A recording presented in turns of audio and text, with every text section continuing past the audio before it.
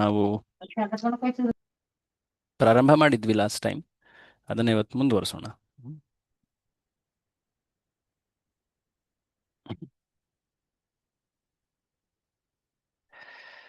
ಮೊದಲಿಗೆ ಪ್ರಾರ್ಥನೆಯನ್ನ ಹೇಳ್ಬಿಟ್ಟು ಪ್ರಾರಂಭ ಮಾಡೋಣ.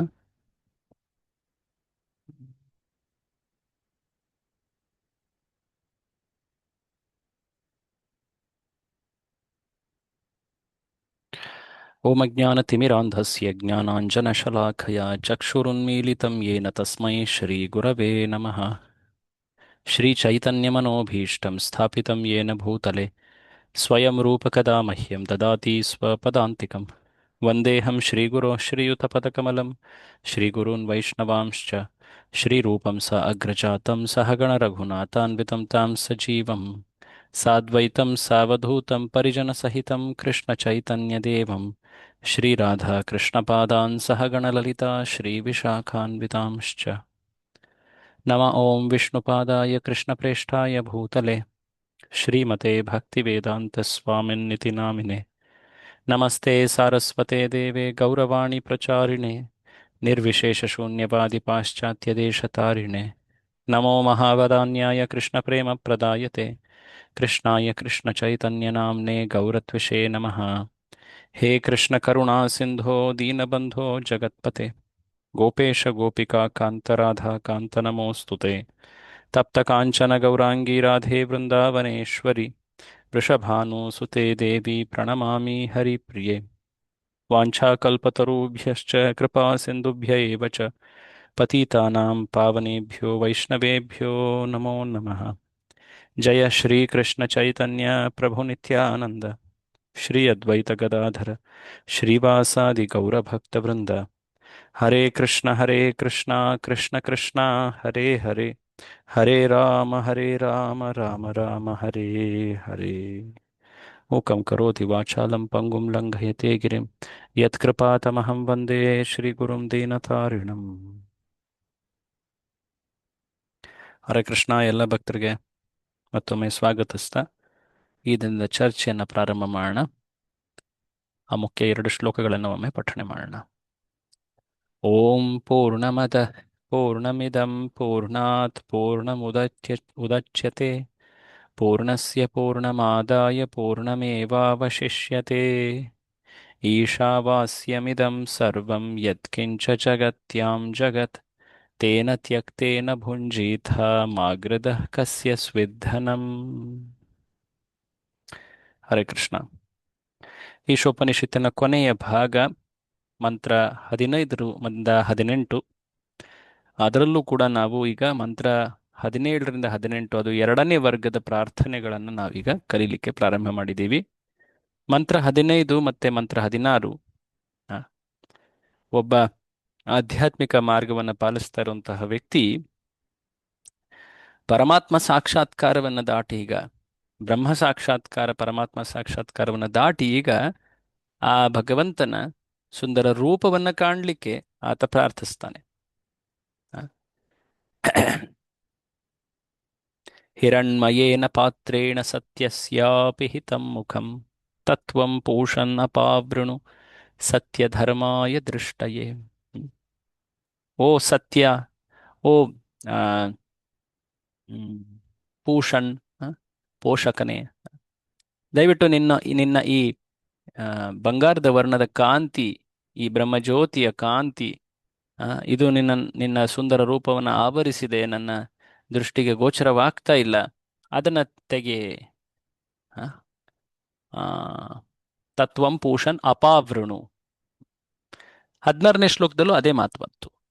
ಪೂಷನ್, ಏಕರ್ಷೆ, ಯಮ, ಸೂರ್ಯ, ಪ್ರಾಜಾಪತ್ಯ, ಅನೇಕ ಶಬ್ದಗಳಲ್ಲಿ ಆ ವ್ಯಕ್ತಿಯನ್ನು ಸಂಬೋಧಿಸ್ತಾ ಇದ್ದಾರೆ. ಬಟ್ ಮುಖ್ಯವಾಗಿ ಪ್ರಾರ್ಥನೆ ಏನದು? ವ್ಯೂಹರಶ್ಮೀನ್ ಸಮೂಹ. ಹೇ ಭಗವಂತ, ನಿನ್ನ ಈ ಕಾಂತಿಯನ್ನು ನೀನು ತೆಗೆ. ಸೊ 15 ಮತ್ತು 16 ಅದು ಒಂದು ಪ್ರಾರ್ಥನೆಯನ್ನು ಮುಖ್ಯವಾಗಿ ಹೇಳ್ತಾ ಇದೆ. ಏನದು? ಭಗವಂತನ ಆಧ್ಯಾತ್ಮಿಕ ರೂಪವನ್ನು ಪ್ರಕಟಿಸುವುದಾಗಿ ಪ್ರಾರ್ಥನೆ.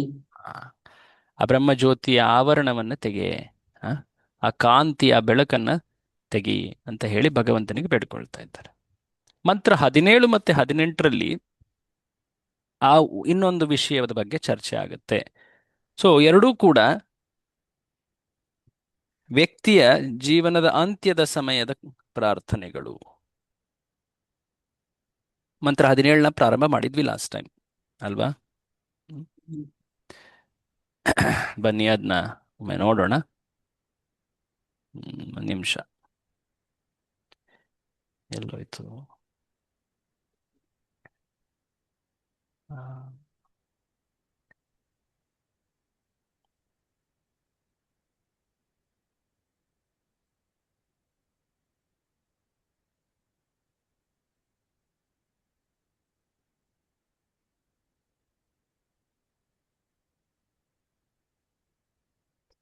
ಸೊ ಇದು ಮಂತ್ರ ನಂಬರ್ 17.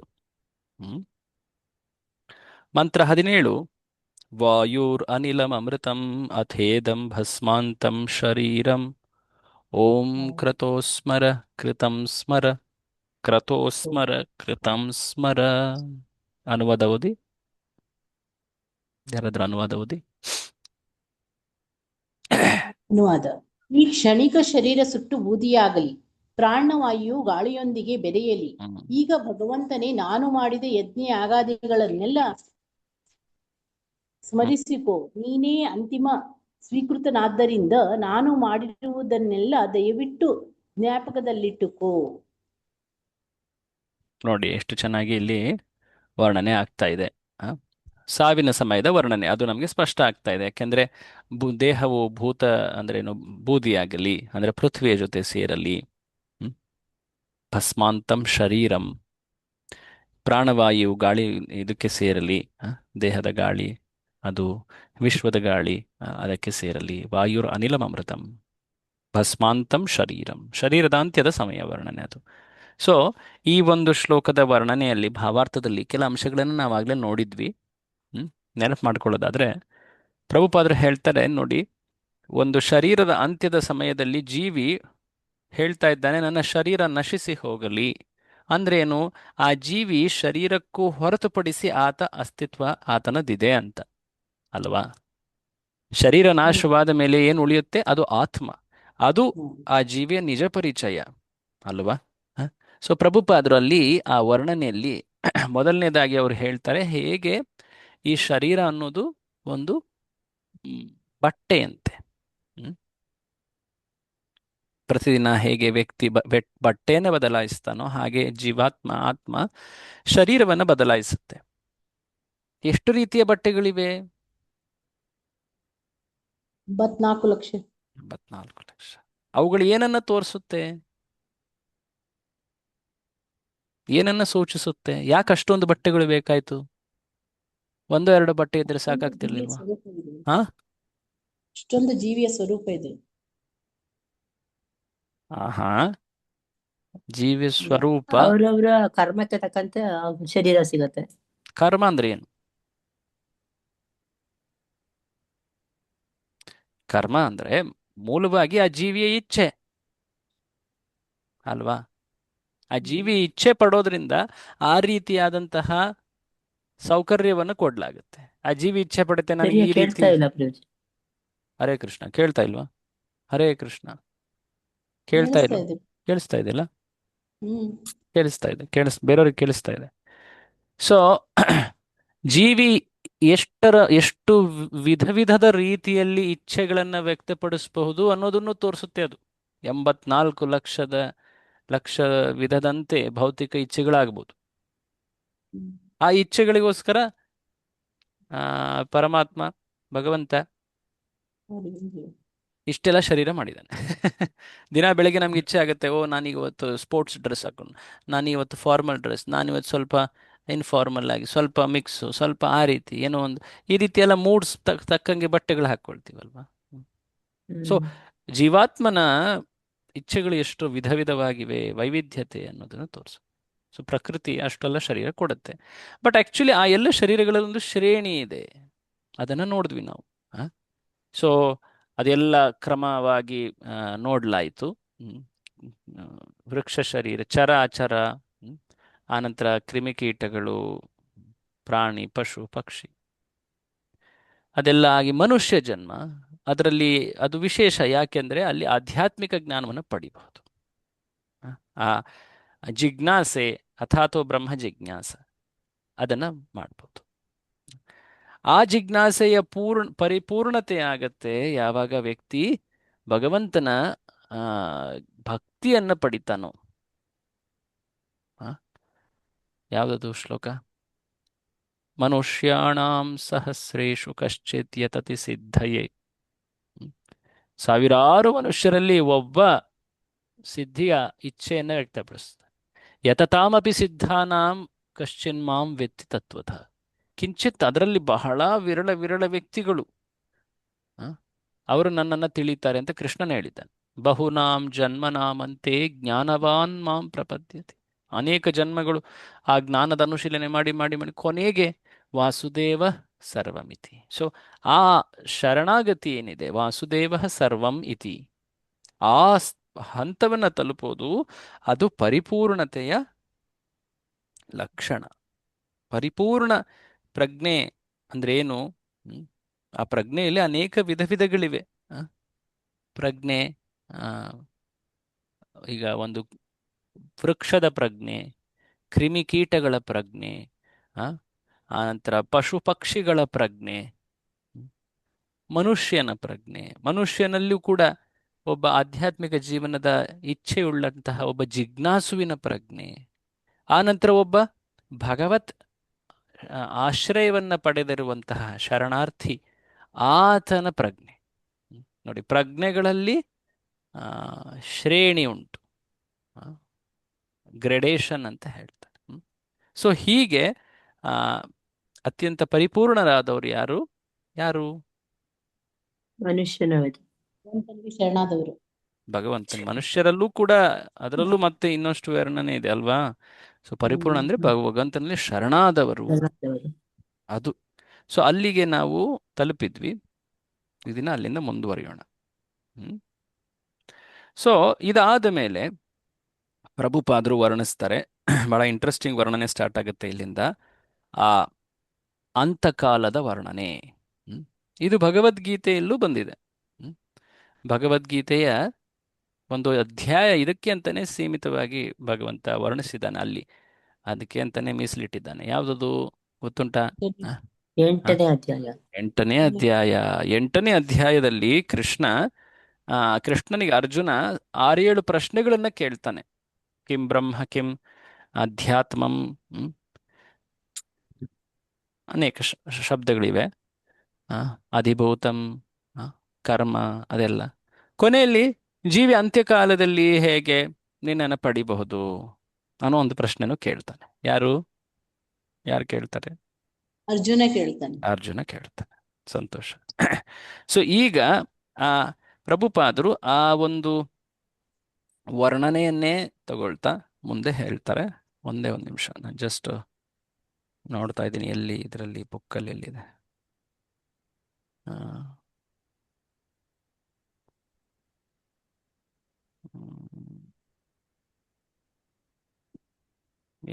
ಪಾಪಿ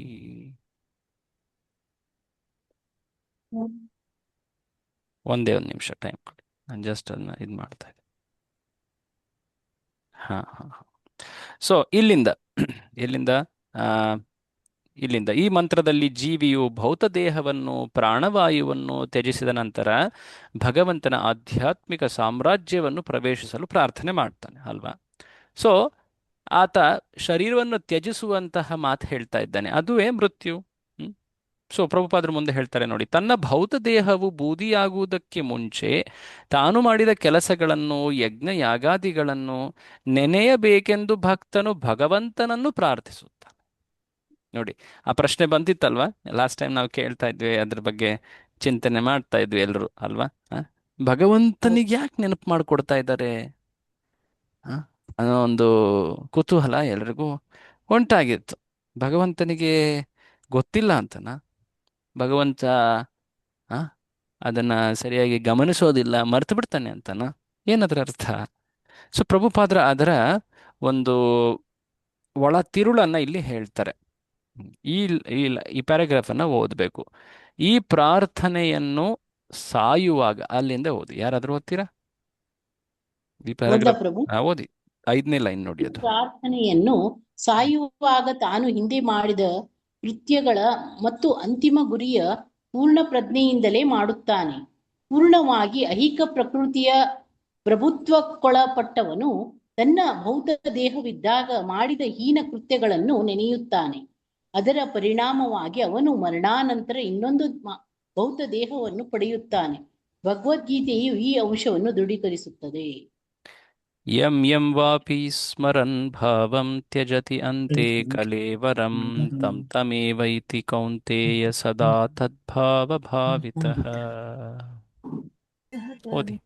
ದೇಹ ತ್ಯಾಗ ಮಾಡುವಾಗ ಅವನು ಯಾವ ಯಾವ ಜನ್ಮವನ್ನು ನೆನೆಯುವನೋ ಆಯಾ ಜನ್ಮವನ್ನೇ ತಪ್ಪದೇ ಪಡೆಯುವನು. ಗೀತಾ 8.6ರಲ್ಲಿ ಹೀಗಾಗಿ ಸಾಯುತ್ತಿರುವ ಪ್ರಾಣಿಯು ಇಷ್ಟಗಳನ್ನು ಮುಂದಿನ ಜನ್ಮಕ್ಕೆ ಒಯ್ಯುತ್ತದೆ. ಆ ಆಲೋಚನೆ ಒಂದು ಆ ಜೀವಿಯ ಆ ಜೀವಿಯನ್ನ ಕರೆದೊಯ್ಯುವಂಥದ್ಯಾವುದು? ಮನಸ್ಸು. ಮನಸ್ಸು. ಉತ್ಕ್ರಾಮಂತಂ ಸ್ಥಿತಂ ವಾಪಿ ಭುಂಜಾನಂ ವಾ ಗುಣನ್ವಿತಂ ವಿಮೂಢ ನಾನು ಪಶ್ಯ. ಅದಕ್ಕಿಂತ ಮುಂಚಿಂದ ಅದಕ್ಕಿಂತ ಮುಂಚಿಂದ ಯಾವ್ದು? ಅಂತಕಾಲೇ ಅಲ್ಲಲ್ಲ, 15ನೇ ಅಧ್ಯಾಯದಲ್ಲಿ ಶರೀರವನ್ನು ತ್ಯಜಿಸುವಂತಹ ಸಮಯದಲ್ಲಿ ವಾಯು ಎಂತದು, ಗಾಳಿ ಸುಗಂಧವನ್ನು ಕರೆದೊಯ್ಯುವಂತೆ ಮನಸ್ಸು ಆತ್ಮವನ್ನು ಕರೆದೊಯ್ಯುತ್ತೆ ಇನ್ನೊಂದು ಶರೀರಕ್ಕೆ ಅಂತ 15ನೇ ಅಧ್ಯಾಯದ ಒಂದು ಶ್ಲೋಕ ಇದೆ. ವಾಯುರ್ಗಂಧ ಇವಾಶಯಾತ್ ಅಂತ ಒಂದು ಬರುತ್ತೆ. ಸೊ ಹಾಗೆ ಮನಸ್ಸು, ಯಾಕೆಂದ್ರೆ ಮನಸ್ಸು ಏನನ್ನ ಆಲೋಚಿಸುತ್ತೋ ಅದು ಆ ಮುಂದಿನ ಗತಿಯನ್ನು ತೋರಿಸುತ್ತೆ. ಸೊ ಜೀವನ ಉದ್ದಕ್ಕೂ ಯಾವ ಆಲೋಚನೆಗಳನ್ನ ಬೆಳೆಸ್ತಾ ಬಂದಿದ್ದಾನೋ ಆ ವ್ಯಕ್ತಿ, ಯಾವ ಇಚ್ಛೆಗಳನ್ನ ಮಾಡಿದ್ದಾನೋ ಮನಸ್ಸು ಅಲ್ಲಿಗೆ ಅದು ಅಂಟ್ಕೊಂಡಿರುತ್ತೆ. ಸೊ ವಿಶೇಷವಾಗಿ ಸಾವಿನ ಸಮಯದಲ್ಲಿ ಆ ಅಸುರಕ್ಷತೆ, ಏನು ಮುಂದಾಗುತ್ತೆ ಅನ್ನೋದರ ಭಯ, ಇದರ ಕಾರಣದಿಂದಾಗಿ ಮನಸ್ಸು ಜೀವನದುದ್ದಕ್ಕೂ ಏನನ್ನು ಯೋಚಿಸುತ್ತೋ ಅದನ್ನು ಇನ್ನೂ ಗಾಢವಾಗಿ ಚಿಂತಿಸುತ್ತೆ. ಚಿಂತನೆ ಅಥವಾ ಯೋಚನೆಗಳನ್ನ ಮರಣದ ಸಮಯದಲ್ಲಿ ಬದಲಾಯಿಸ್ಲಿಕ್ಕೆ ಆಗೋದಿಲ್ಲ. ಮರಣದ ಸಮಯ ಏನಿದ್ರೂ ಕೂಡ ಜೀವನದಲ್ಲಿ ನಾವು ಏನೇನು ಮಾಡಿದ್ವೋ ಅದನ್ನ ಜಸ್ಟ್ ಅದು ಪ್ರತಿಬಿಂಬಿಸುತ್ತೆ ಅಷ್ಟೆ. ಸೊ ಕೃಷ್ಣ ಯಂ ಯಂ ವಾಪಿ ಸ್ಮರನ್ ಭಾವಂ, ಈ ಮಾತು ಏನು ಹೇಳ್ತಾ ಇದ್ದಾನೆ? ಯಾರು ಹೇಗೆ ಸ್ಮರಣೆಯನ್ನ ಮಾಡ್ತಾರೋ ಸಾವಿನ ಸಮಯದಲ್ಲಿ ಆ ರೀತಿಯಾದಂತಹ ಗತಿಯನ್ನ ಪಡಿತಾರೆ. ಅದಾದ ಮೇಲೆ ಆತ ಹೇಳ್ತಾನೆ, ಅಂತಕಾಲೇಚ ಮಾಮೇವ, ನನ್ನನ್ನು ಯಾರು ಸ್ಮರಿಸ್ತಾರೋ ಅವರು ನನ್ನ ಬಳಿ ಬರ್ತಾರೆ. ಮಾಮೇವ ಸ್ಮರನ್ ಮುಕ್ತ ಕಲೇವರಂ ಯಃ ಪ್ರಯಾತಿ ಸಮದ್ಭಾವಂ ಯಾತಿ ನಾಸ್ತಿ ಅತ್ರ ಸಂಶಯ. ಇದಾದ ಮೇಲೆ ಕೃಷ್ಣ ಇನ್ನೊಂದು ವಿಶೇಷವಾದಂತಹ ಶ್ಲೋಕ ಹೇಳ್ತಾನೆ. ಅದು ಆಕ್ಚುಲಿ ಇದಕ್ಕೂ ಮುಂಚೆನೆ ಹೇಳ್ತಾನೆ ಅನ್ಸುತ್ತೆ. ಏನದು?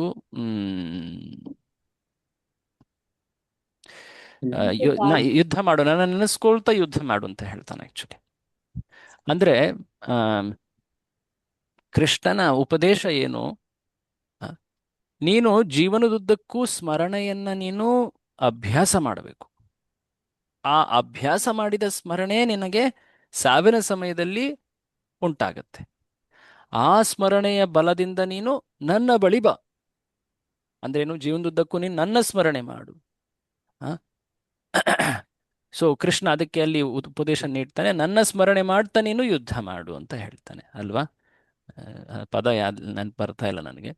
ಎನಿವೆ, ಅದಾದ ಮೇಲೆ ಕೃಷ್ಣ ಯಾಥಿ ಪಾರ್ಥ ಅನುಚಿಂತಯನ್ ಅಭ್ಯಾಸ ಚೇತಸ ಅನ್ಯಗಾಮಿನ.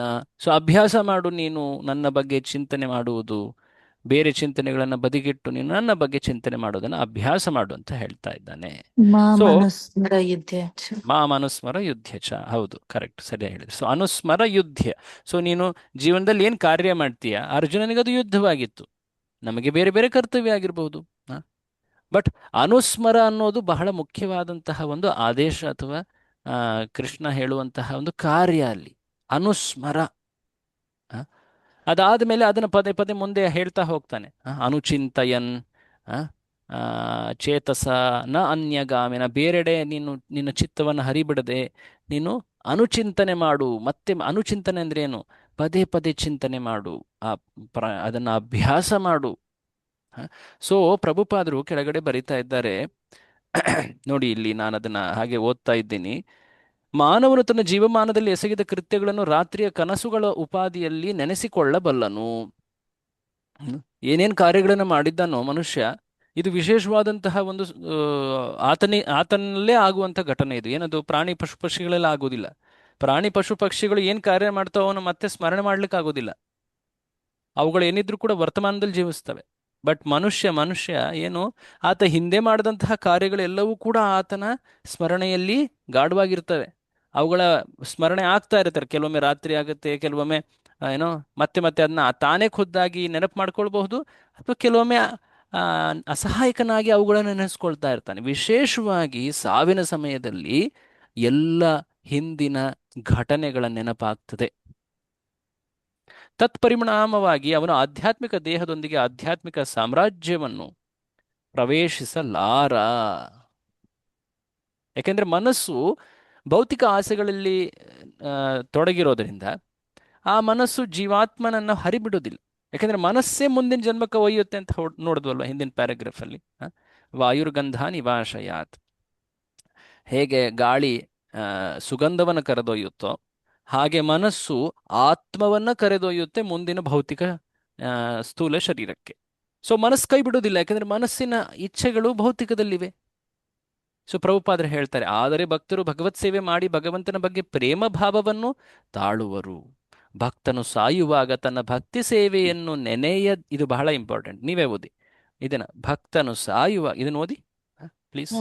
ಭಕ್ತನು ಸಾಯುವಾಗ ತನ್ನ ತನ್ನ ಭಕ್ತಿ ಸೇವೆಯನ್ನು ನೆನೆಯದಿದ್ದರೂ ಭಗವಂತನು ಅವನನ್ನು ಮರೆಯುವುದಿಲ್ಲ.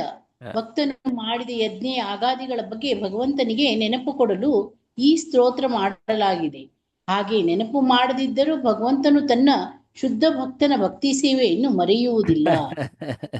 ನೋಡಿ, ಇಲ್ಲಿ ಸ್ಪಷ್ಟ ಆಯ್ತು. ಪ್ರಭುಪಾದರು ಏನು ಹೇಳ್ತಾ ಇದ್ದಾರೆ ಇಲ್ಲಿ ಶ್ಲೋಕದಲ್ಲಿ, ಏನು ಹೇಳ್ತಾ ಇದ್ದಾರೆ, ಈ ನೆನಪು ಮಾಡ್ಕೋ ಭಗವಂತ ಅಂತ ಹೇಳ್ತಾ ಇದ್ದಾರೆ. ಬಟ್ ಅದರ ಅಗತ್ಯ ಇಲ್ಲ.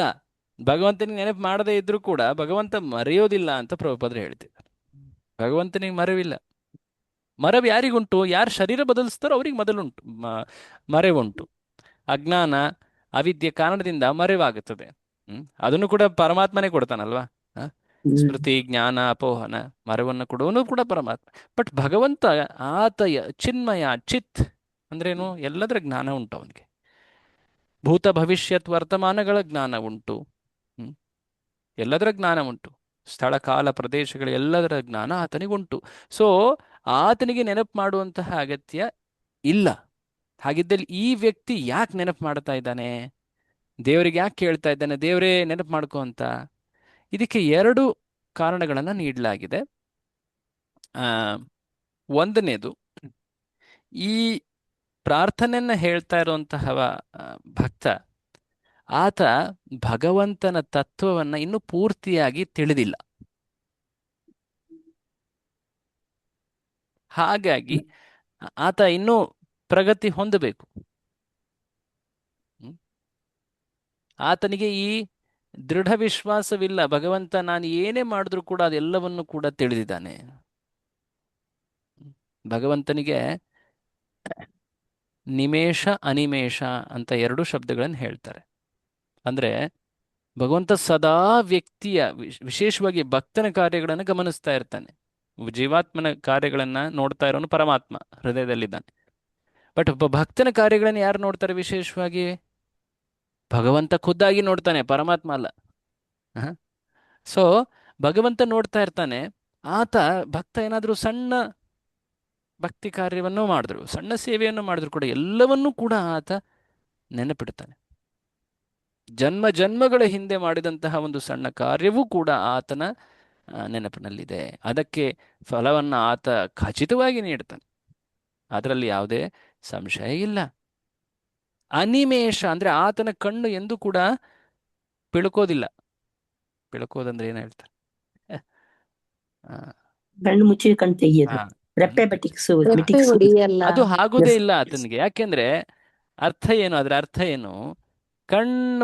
ಕಣ್ಣು ಮುಚ್ಚಿದಾಗ ಏನೋ ಒಂದು ಆದ್ರೆ ನಾನು ನೋಡದೆ ಇದ್ರೆ ನನ್ನ ಭಕ್ತನ ಕಾರ್ಯ. ಸೊ ಕೃಷ್ಣ ಯಾವಾಗ್ಲೂ ತನ್ನ ಭಕ್ತನ ಪ್ರತಿಯೊಂದು ಕಾರ್ಯವನ್ನು ಕೂಡ ಆತ ಪರಿಶೀಲಿಸ್ತಾನೆ, ನೋಡ್ತಾನೆ. ಅದಕ್ಕೆ ಓ ನನ್ನ ಸೇವೆ ಮಾಡ್ತಾ ಇದೆಯಾ, ಓ ನಾನ್ ಸೇವೆ ಮಾಡ್ತೆ.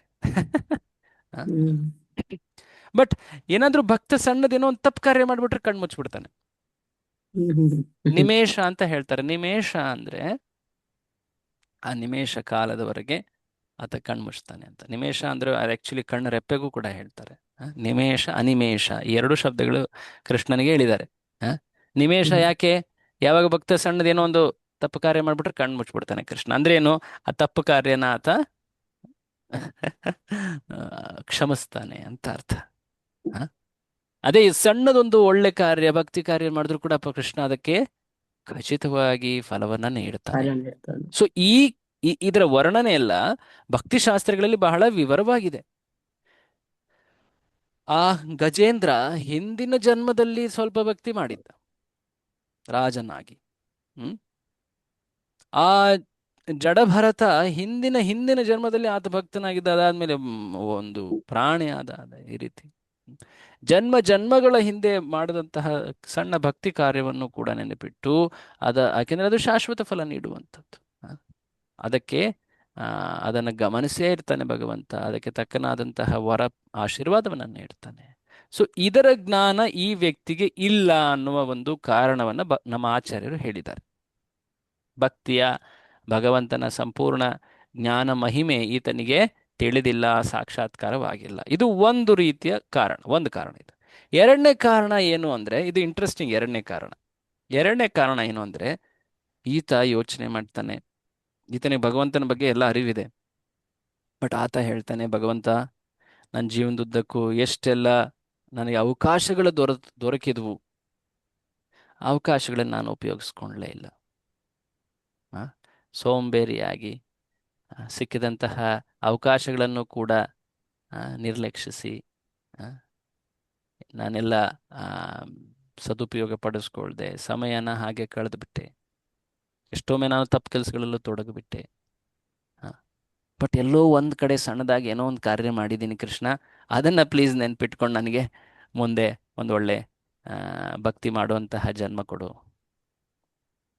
ಅಂದರೆ ಆ ಭಕ್ತನ ನಮ್ರತೆಯೂ ಒಂದು ಕಾರಣ ಇಲ್ಲಿ.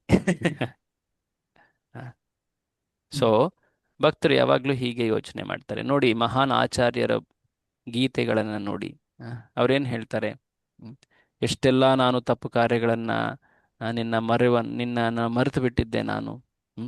ಅಮಾರ ಜೀವನ್ ಸದಾ ಪಾಪೇರತ ನಾಹಿ ಕೋ ಪುಣ್ಯೇರಲೇಶ. ಭಕ್ತಿ ವಿನೋದ್ ಠಾಕೂರರು ಹಾಡ್ತಾರೆ, ನನ್ನ ಜೀವನ ಪೂರ್ತಿ ಪಾಪಮಯವಾಗಿದೆ, ಅದರಲ್ಲಿ ಒಂದು ಕಿಂಚಿತ್ತೂ ಪುಣ್ಯ ಇಲ್ಲ. ಪರರೇ ಉದ್ವೇಗ ದಿಯಚಿ ಏಕೋತೋ. ಅರ್ಥ ಹೋಯ್ತು ನನಗೆ.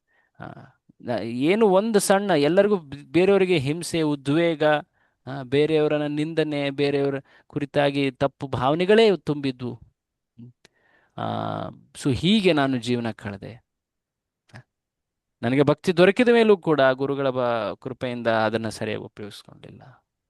ಸೊ ಈ ಭಾವನೆ ಭಕ್ತನಲ್ಲಿ ಸದಾ ಇರುತ್ತೆ.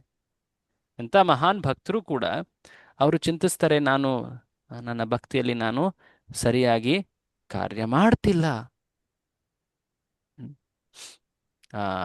ಅಪಾನ ಕರಮ ಭುಂಜಾಯ ಶಮನ ಕಹಯ ಲೋಚನ ದಾಸ್. ನಾನು ನಿಜವಾಗಿಯೂ ಈ ಭಕ್ತಿ ಕಾರ್ಯವನ್ನು ಸರಿಯಾಗಿ ಮಾಡಿಲ್ಲ, ನಾನು ನರಕಕ್ಕೆ ಹೋಗೋನು ಇಂಥ ಈ ರೀತಿಯಾಗಿ ಭಕ್ತ ಯೋಚಿಸ್ತಾನೆ. ನಾನು ಭಕ್ತಿ ಮಾಡಿದ್ದೀನಿ, ನನ್ನನ್ನು ನೀನು ಗೋಲೋಕಕ್ಕೆ ಕರ್ಕೊಂಡು ಹೋಗ್ಬೇಕು, ಈ ರೀತಿಯಾದಂಥ ಭಾವ ಇರೋದಿಲ್ಲ. ಸೊ ಎಲ್ಲಿ ಭಕ್ತಿ ಬೆಳೆಯುತ್ತೋ ಅಲ್ಲಿ ಏನಿರಬೇಕು? ನಮ್ರತೆ ಕಾಣಬೇಕು. ಯಾರಲ್ಲಿ ಹೆಚ್ಚು ಭಕ್ತಿ ಇದೆಯೋ ಅವ್ರು ಏನಂತ ಅನ್ಕೊಳ್ತಾರೆ? ನನ್ನಲ್ಲಿ ಭಕ್ತಿನೇ ಇಲ್ಲ ಅಂತ ಅನ್ಕೊಳ್ತಾರೆ. ಬಟ್ ಯಾರು ಹೆಚ್ಚು ನನ್ನ ಹತ್ರ ಭಕ್ತಿ ಇದೆ, ನಾನು ಭಕ್ತಿ ಮಾಡಿದ್ದೀನಿ ಅಂತ ಅನ್ಕೊಳ್ತಾರೋ, ನಾವೇನ್ ಅರ್ಥ ಮಾಡ್ಕೊಳ್ಬೇಕು? ಭಕ್ತಿ ಇಲ್ಲ ಅಂತ. ಭಕ್ತಿ ಇಲ್ಲ, ಅವರಿಗೆ ಸರಿಯಾಗಿ ಭಕ್ತಿ ತಿಳಿದಿಲ್ಲ ಅಂತ. ಸೊ ನಮ್ರತೆ, ಅಮಾನಿತ್ವಂ, ಇವೆಲ್ಲವೂ ಭಕ್ತಿ ಲಕ್ಷಣಗಳು. ಭಗವಂತನ ಮಹಿಮೆ, ಭಗವಂತನ ಕೃಪೆಯನ್ನು ತಿಳಿದಷ್ಟು ವ್ಯಕ್ತಿ ನಾನು ಎಷ್ಟು ಅಧಮ, ನಾನು ಎಷ್ಟು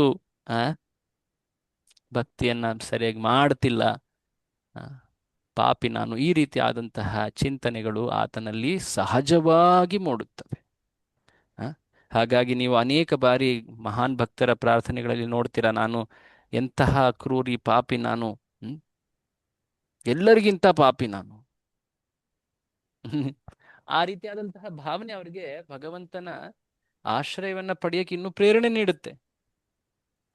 ಆ, ಮೋಸ ಪತೀತ ಆ, ಜೀವೆ ನಾಹಿ ಪಾಯ್, ನನ್ನಷ್ಟು ಪತಿತ ನಿನಗೆಲ್ಲೂ ಸಿಗೋದಿಲ್ಲ, ಹಾಗಾಗಿ ನೀನ್ ನನಗೆ ಕೃಪೆ ತೋರಿಸ್ಬೇಕು.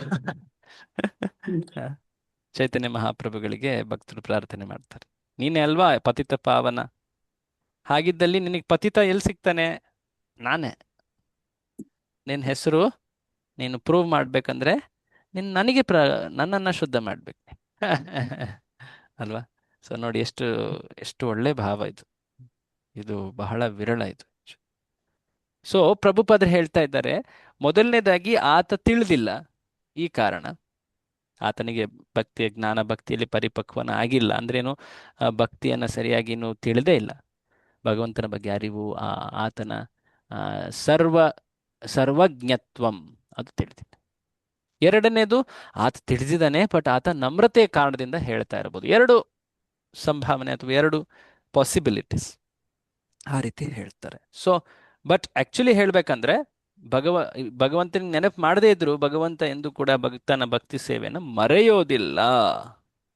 ಇದನ್ನ ಇಲ್ಲಿ ಹೇಳ್ತಾ ಇದ್ದಾರೆ. ನಾವು ಈಗ ಬಹಳ ಇಂಟ್ರೆಸ್ಟಿಂಗ್ ಮುಂದೆ ಬರುವಂತ ಅಂಶಗಳು ಏನದು? ಭಗವಂತ ಮತ್ತೆ ಭಕ್ತನ ನಡುವೆಯ ಸಂಬಂಧ ಎಷ್ಟು ಗಾಢವಾಗಿರ್ತದೆ. ಆಕ್ಚುಲಿ ಎಲ್ಲ ತತ್ವಗಳು ನಮಗೆ ಮುಂದೆ ಭಗವದ್ಗೀತೆಯಲ್ಲಿ ಬಹಳ ಡಿಟೈಲ್ ಆಗಿ ಹೇಳ್ತಾರೆ.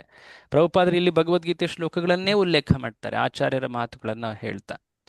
ಸೊ ಹೇಳ್ತಾರೆ, ಒಬ್ಬ ವ್ಯಕ್ತಿ, ಭಗವದ್ಗೀತೆಯ 9ನೇ ಅಧ್ಯಾಯದಲ್ಲಿ ಆ ಶ್ಲೋಕ ಬರುತ್ತೆ, ಭಗವಂತ ಮತ್ತೆ ಭಕ್ತನ ಸಂಬಂಧ ಎಷ್ಟು ಗಾಢವಾದದ್ದು, ಯಾವ ಕಾರಣದಿಂದವೂ ಕೂಡ ಆ ಸಂಬಂಧ ಮುರಿದು ಹೋಗೋದಿಲ್ಲ. ಅಚಾತುರ್ಯದಿಂದ ಆಕಸ್ಮಿಕವಾಗಿ ಭಕ್ತ ಕೆಲವೊಂದು ದುರಾಚಾರ ಕಾರ್ಯಗಳನ್ನ ಮಾಡಿದ್ರೂ ಸಹ ಭಗವಂತ ಆತನನ್ನ ತ್ಯಜಿಸೋದಿಲ್ಲ. ಅಪಿಚೇತ್ಸು ದುರಾಚಾರ ಭಜಂತೆ ಮಾಂ ಅನನ್ಯ ಭಾಗ್ ಸಾಧುರ್ ಏವ ಸ ಮಂತವ್ಯ ಸಮ್ಯಕ್ ವ್ಯವಸಿತೋ ಹಿ ಸಹ. ಬಹಳ ಬಹಳ ಭಗವಂತ ಗದ್ಗದಿತನಾಗಿ ಈ ಶ್ಲೋಕವನ್ನ ಹೇಳೋದು 9ನೇ ಅಧ್ಯಾಯದ ಕೊನೆ ಭಾಗದಲ್ಲಿ ಬರುತ್ತೆ, 30, 31 ಅಲ್ಲಿ. ಸೊ ಕೃಷ್ಣ ಹೇಳ್ತಾ ಇದ್ದಾನೆ, ಒಬ್ಬನು ಭಕ್ತಿ ಸೇವೆಯಲ್ಲಿ ತೊಡಗಿದ್ದು ಪರಮ ನೀಚ ಕೃತ್ಯಗಳನ್ನು ಎಸಗಿದ್ರೂ ಕೂಡ ಅವನನ್ನ ಸಾಧು ಅಂತಾನೆ ಪರಿಗಣಿಸಬೇಕು. ಏಕೆಂದ್ರೆ ಅವನು ಸರಿಯಾದ ನೆಲೆಯಲ್ಲಿದ್ದಾನೆ. ಕೆಲವೊಮ್ಮೆ ಹಿಂದಿನ ಕರ್ಮದ ಪ್ರಭಾವ ಅಂದ್ರೆ ಏನು, ಒಂದು ರೀತಿಯ ಇಂಪ್ರೆಷನ್ಸ್ ಅನ್ನೋದಕ್ಕಿಂತ ಹ್ಯಾಬಿಚುವಲ್ ಆಕ್ಷನ್ಸ್ ಅಂದ್ರೆ ಏನು, ಆ ಕಾರ್ಯವನ್ನು ಹಿಂದೆ ಮಾಡಿದ್ದ, ಸೊ ಹಾಗಾಗಿ ಆ ಕಾರ್ಯಗಳು ಆತನಿಂದ ಘಟಿಸಿ ಹೋದ್ವು. ಬಟ್ ಆತನಿಗೆ ಆ ಕಾರ್ಯಗಳಲ್ಲಿ ಆಸಕ್ತಿ ಇಲ್ಲ, ಆ ಕಾರ್ಯಗಳೇ ನನ್ನ ಜೀವನದ ಗುರಿ ಅನ್ನೋ ಒಂದು ಭಾವನೆ ಇಲ್ಲ. ಅವನಿಗೆ ಗೊತ್ತುಂಟು ಈ ಕಾರ್ಯಗಳನ್ನು ನಾನು ಮಾಡಬಾರ್ದು ಅಂತ. ಕೆಲವೊಮ್ಮೆ ಆ ಹಿಂದಿನ ಪೂರ್ವ ಕರ್ಮಗಳ ಬಲ ಅಥವಾ ಒತ್ತಡದಿಂದಾಗಿ ಕೆಲವೊಮ್ಮೆ ಆತ ಮಾಡಿದ್ರೂ ಸಹ ಆತ ಭಕ್ತಿಯ ಆಶ್ರಯದಿಂದ ಕಿಂಚಿತ್ತು ಹೊರ ಹೋಗಿಲ್ಲ. ಆತ ಅಳ್ತಾ ಇದ್ದಾನೆ, ಬಟ್ ಆತ ಭಗವಂತನ ಆಶ್ರಯದಲ್ಲೇ ಇದ್ದಾನೆ. ಅಸಹಾಯಕನಾಗಿದ್ದಾನೆ, ಬಟ್ ಭಗವಂತ ನೀನೇ ನನಗೆ ಮುಂದೆ ಉದ್ಧರಿಸು ಅಂತ. ಸೊ ಸಮ್ಯಕ್ ವ್ಯವಸ್ಥಿತ ಅಂದ್ರೆ ಆತ ತನ್ನ ಆಶ್ರಯವನ್ನ ತ್ಯಜಿಸಿಲ್ಲ. ಏನು ಆಶ್ರಯ ಆತನದು? ಆತನ ಆಶ್ರಯ ಏನು, ನೆಲೆ ಏನು? ಹರಿನಾಮ, ಭಗವಂತ ಬೇಸಿಕಲಿ ಅಲ್ವಾ, ಭಕ್ತಿ. ಸೊ ಅದನ್ನ ತ್ಯಜಿಸಿಲ್ಲ ಆತ. ಸೊ ಹಾಗಾಗಿ ಭಗವಂತನೂ ಆತನನ್ನ ತ್ಯಜಿಸೋದಿಲ್ಲ ನೋಡಿ. ಸೊ ಪ್ರಭುಪಾದರು ಹೇಳ್ತಾರೆ, ಕೃಷ್ಣ ಹೇಳ್ತಾನೆ, ಅವನು ಬೇಗನೆ ಸದಾಚಾರ ಸಂಪನ್ನನಾಗಿ ಶಾಶ್ವತವಾದ ಶಾಂತಿಯನ್ನು ಪಡಿತಾನೆ. ಓ ಕುಂತಿ ಪುತ್ರ, ನನ್ನ ಭಕ್ತನಾವುದು ಎಂದು ಹಾಳಾಗೋದಿಲ್ಲ, ನಾಶವಾಗೋದಿಲ್ಲ. ಇದನ್ನು ಗಟ್ಟಿಯಾಗಿ ಘೋಷಿಸೋ. ಹೇ ಪಾರ್ಥ, ನನ್ನನ್ನು ಆಶ್ರಯಿಸಿರೋರು ಎಂಥವರೇ ಆಗಿರಬಹುದು. ಭೌತಿಕ ಗಣನೆಯಲ್ಲಿ ಅವರು ಅನರ್ಹರಾಗಿರಬಹುದು, ಬಟ್ ಅವರೆಲ್ಲರೂ ಕೂಡ ನನ್ನನ್ನು ಪಡಿಬಹುದು ಈ ಭಕ್ತಿಯ ಬಲದಿಂದ. ಹ ಈ ಜಗತ್ತು ಅತ್ಯಂತ ಆ, ದುಃಖಮಯವಾದದ್ದು, ಅನಿತ್ಯವು. ಇಂತಹ ಜಗತ್ತಿನಿಂದ ಮೇಲೇಳಬಹುದು, ಎಲ್ಲರೂ ಕೂಡ ಮೇಲೇಳಬಹುದು. ಬೇರೆ ಮಾರ್ಗಗಳಲ್ಲಿ ಅನೇಕ ಅರ್ಹತೆಗಳನ್ನು ಎಣಿಸಲಾಗ್ತದೆ. ಯಾವ ಜನ್ಮ, ಯಾವ ರೀತಿ ಜ್ಞಾನವನ್ನು ಅನುಶೀಲನೆ ಮಾಡಿದ್ದಾರೆ, ಎಷ್ಟು ವಿರಕ್ತರಾಗಿದ್ದಾರೆ, ಇದೆಲ್ಲವನ್ನ ಎಣಿಸಲಾಗ್ತದೆ. ಬಟ್ ನಾನು ನೋಡೋದು ಒಂದೇ, ಆತನ ಶ್ರದ್ಧೆ, ಆತನ ಆಶ್ರಯ ಎಲ್ಲಿದೆ. ಅನನ್ಯ ಮನಸ್ಕನಾಗಿ ಆತನನ್ನಲ್ಲಿ ಆಶ್ರಯಿಸಿದ್ರೆ ಆತನನ್ನು ನಾನು ಖಚಿತವಾಗಿ ಎಂದು ಕೈ ಬಿಡೋದಿಲ್ಲ. ಸದಾ ನೀನು ನಿನ್ನ ಮನಸ್ಸನ್ನು ನನ್ನಲ್ಲಿ ಇಡು. ಮನ್ಮನಾಭವ ಮದ್ಭಕ್ತ, ನನಗೆ ಪ್ರಣಾಮಗಳನ್ನು ಸಲ್ಲಿಸು. ಮದ್ಯಾಜಿ, ನನ್ನನ್ನು ಪೂಜಿಸು, ನಮಸ್ಕುರು. ಸೊ ಅದು ಕೊನೆಯ ಶ್ಲೋಕ. ಆಕ್ಚುಲಿ 9ನೇ ಅಧ್ಯಾಯ ಗುಹ್ಯತಮ ಯೋಗ್ಯ, ರಾಜವಿದ್ಯಾ ರಾಜ ಗುಹ್ಯ ಯೋಗ. ಕೃಷ್ಣ ಆ ಕೊನೆ ಭಾಗದಲ್ಲಿ ಈ ಮಾತನ್ನ ಹೇಳ್ತಾನೆ. ಸೊ ಏನಕ್ಕೆ ಹೇಳ್ತಾ ಇದ್ದಾರೆ ಅಂದ್ರೆ, ಸಾವಿನ ಸಮಯದಲ್ಲಿ ಭಕ್ತ ಚಿಂತಿಸ್ತಾ ಇದ್ದಾನೆ, ನಾನು ಸರಿಯಾಗಿ ಭಕ್ತಿ ಮಾಡಲಿಲ್ಲ, ಭಗವಂತ ನೆನಪಿಸ್ಕೋ. ಪ್ರಭುಪಾದರು ಹೇಳಿದ್ರು, ಭಗವಂತ ಎಂದು ಮರೆಯೋದಿಲ್ಲ. ಕೆಲವೊಮ್ಮೆ ಭಕ್ತ ತಪ್ಪು ಕಾರ್ಯಗಳನ್ನು ಮಾಡಿದ್ರು ಕೂಡ ಭಗವಂತ ತೊರೆಯೋದಿಲ್ಲ ಭಕ್ತನ್ನ ಅಂತ ಹೇಳಿದ್ರು. ಸಾವಿನ ಸಮಯದಲ್ಲಿ ಆತ ಶರೀರವನ್ನೇ ಕಳ್ಕೊಳ್ತಾ ಇದ್ದ. ಕೆಲವೊಮ್ಮೆ ಶರೀರ ಇದ್ದಾಗಲೂ ಕೂಡ ಕೆಲ ಕಾರ್ಯಗಳ ಬಲದಿಂದ, ಪ್ರಭಾವದಿಂದಾಗಿ ಆತ ಭಕ್ತಿಯನ್ನು ಪಾಲಿಸ್ಲಿಕ್ಕೆ ಆಗದೇ ಇರಬಹುದು. ಅದನ್ನ ನೋಡಿದ್ವಿ ಈಗ. ಬಟ್ ಕೃಷ್ಣ ಏನು ಹೇಳ್ದ, ಆತನನ್ನು ನಾನು ತ್ಯಜಿಸೋದಿಲ್ಲ. ಆತ ಶುದ್ಧನಾಗ್ತಾ ಇದ್ದಾನೆ, ಕೂಡಲೇ ಆತ ಒಳ್ಳೆ ಆಚಾರದಲ್ಲಿ ನೆಲೆಯೂರ್ತಾನೆ. ಬಟ್ ನನ್ನ ಆಶ್ರಯದಲ್ಲಿ ಸದಾ ಇದ್ದಾನೆ. ಎಲ್ಲರೂ ಕೂಡ ನನ್ನನ್ನು ಪಡಿಬಹುದು, ಎಂಥ ಪಾಪಿಗಳು ಕೂಡ ನನ್ನನ್ನು ಪಡಿಬಹುದು. ಭೌತಿಕ ಜಗತ್ತಿನ ಗಣನೆಯಲ್ಲಿ ಎಷ್ಟು ಕೀಳು ಆದವರು ಕೂಡ ನನ್ನನ್ನು ಪಡಿಬಹುದು. ಸೊ ಭಗವಂತನ ನಡುವಿನ ಸಂಬಂಧ ಎಷ್ಟು ಗಾಢವಾದದ್ದು. ಸೊ ಪ್ರಭುಪಾದರು ಭಕ್ತಿವಿನೋದ್ ಠಾಕೂರರ ವರ್ಣನೆಯನ್ನ ಇಲ್ಲಿ ಹೇಳ್ತಾರೆ ನೋಡಿ. ಭಕ್ತಿ ಮಾರ್ಗವನ್ನ ಅಥವಾ ಆಧ್ಯಾತ್ಮಿಕ ಜೀವನವನ್ನ ನಾವು ಪ್ರಾರಂಭಿಸಿದಾಗ ಅದು ಒಂದು ಹಳಿ. ಈಗ ನೋಡಿ, ರೈಲು ಹಳಿ ಇರ್ತದಲ್ಲ, ರೈಲು ಟ್ರೈನ್ ಟ್ರ್ಯಾಕ್ಸ್. ಟ್ರೈನ್ 2 ಹಳಿಗಳ ಮೇಲೆ ನಡೆಯುತ್ತೆ, ಹೌದಾ? ಇದು ಎಕ್ಸಾಕ್ಟ್ ಇಲ್ಲಿ ವರ್ಣನೆ ಬರುತ್ತೆ ನಿಮ್ಗೆ. ಭಕ್ತಿ ವಿನೋದ್ ಠಾಕೂರರು ಹೇಳ್ತಾರೆ, ಯಾವೊಬ್ಬ ಜೀವಿ ಭಕ್ತಿಯನ್ನ, ಆಧ್ಯಾತ್ಮಿಕ ಜೀವನವನ್ನ ಸ್ವೀಕರಿಸಿದಾನೋ ಆತ ತನ್ನ ಜೀವನವನ್ನ 2 ಹಳಿಗಳ ಮೇಲೆ ನಡೆಸ್ತಾ ಇದ್ದಾನೆ. ಏನದು ಹಳಿಗಳು? ಕೆಳಗಡೆ ಬರ್ತಾ ಇದೆ ನೋಡಿ. ನೋಡಿ, ಬದ್ಧಾತ್ಮನು 2 ಬಗೆಯಲ್ಲಿ ಇಲ್ಲಿ ಎಲ್ಲೈತೆ ಇದು? ಇಲ್ಲಿ ಓದಿ ಇದನ್ನ ಪ್ಲೀಸ್. ಕಾಣ್ತಾ ಇದೆಯಾ? ಬದ್ಧಾತ್ಮನು 2 ಬಗೆಯಲ್ಲಿ ವರ್ತಿಸಬೇಕಾಗುತ್ತದೆ. ಒಂದು ದೇಹಧಾರಣೆಗೆ, ಇನ್ನೊಂದು ಆತ್ಮ ಸಾಕ್ಷಾತ್ಕಾರಕ್ಕಾಗಿ. ಸಾಮಾಜಿಕ ಸ್ಥಾನಮಾನ, ಭೌತಿಕ ಬೆಳವಣಿಗೆ, ಸ್ವಚ್ಛತೆ, ತಪಸ್ಸು, ಪೋಷಣೆ ಮತ್ತು ಬದುಕಿ ಉಳಿಯಲು ಹೋರಾಟ, ಇವೆಲ್ಲ ದೇಹಧಾರಣೆಗಾಗಿ. ಭಗವದ್ಭಕ್ತನಾಗಿ ಆತ್ಮ ಸಾಕ್ಷಾತ್ಕಾರ ಸಂಬಂಧವಾದ ಕಾರ್ಯಚಟುವಟಿಕೆಗಳನ್ನು ಮಾಡಬೇಕು. ಬೇರೆ ಬೇರೆ ಬಗೆಯ ಇವೆರಡೂ ಕೆಲಸಗಳು ಸಮಾನವಾದವು. ಏಕೆಂದರೆ ಬದ್ಧಾತ್ಮನು ತನ್ನ ಹೊಟ್ಟೆಪಾಡಿನ ಕೆಲಸವನ್ನು ಬಿಡಲು ಸಾಧ್ಯವಿಲ್ಲ. ಭಕ್ತಿ ಸೇವಾ ಕಾರ್ಯ ಹೆಚ್ಚುತ್ತಾ ಹೋದಂತೆ ಹೊಟ್ಟೆಪಾಡಿಗಾಗಿ ಮಾಡುವ ಕೆಲಸಗಳು ಕಡಿಮೆಯಾಗುತ್ತಾ ಹೋಗುತ್ತವೆ. ಭಕ್ತಿ ಸೇವೆಯ ಪ್ರಮಾಣ ಸರಿಯಾದ ಹಂತವನ್ನು ಎಲ್ಲಿಯವರೆಗೆ ತಲುಪುವುದಿಲ್ಲವೋ ಅಲ್ಲಿಯವರೆಗೆ ಈಗೊಮ್ಮೆ ಲೌಕಿಕ ಪ್ರವೃತ್ತಿ ಇದ್ದೇ ಇರುತ್ತದೆ.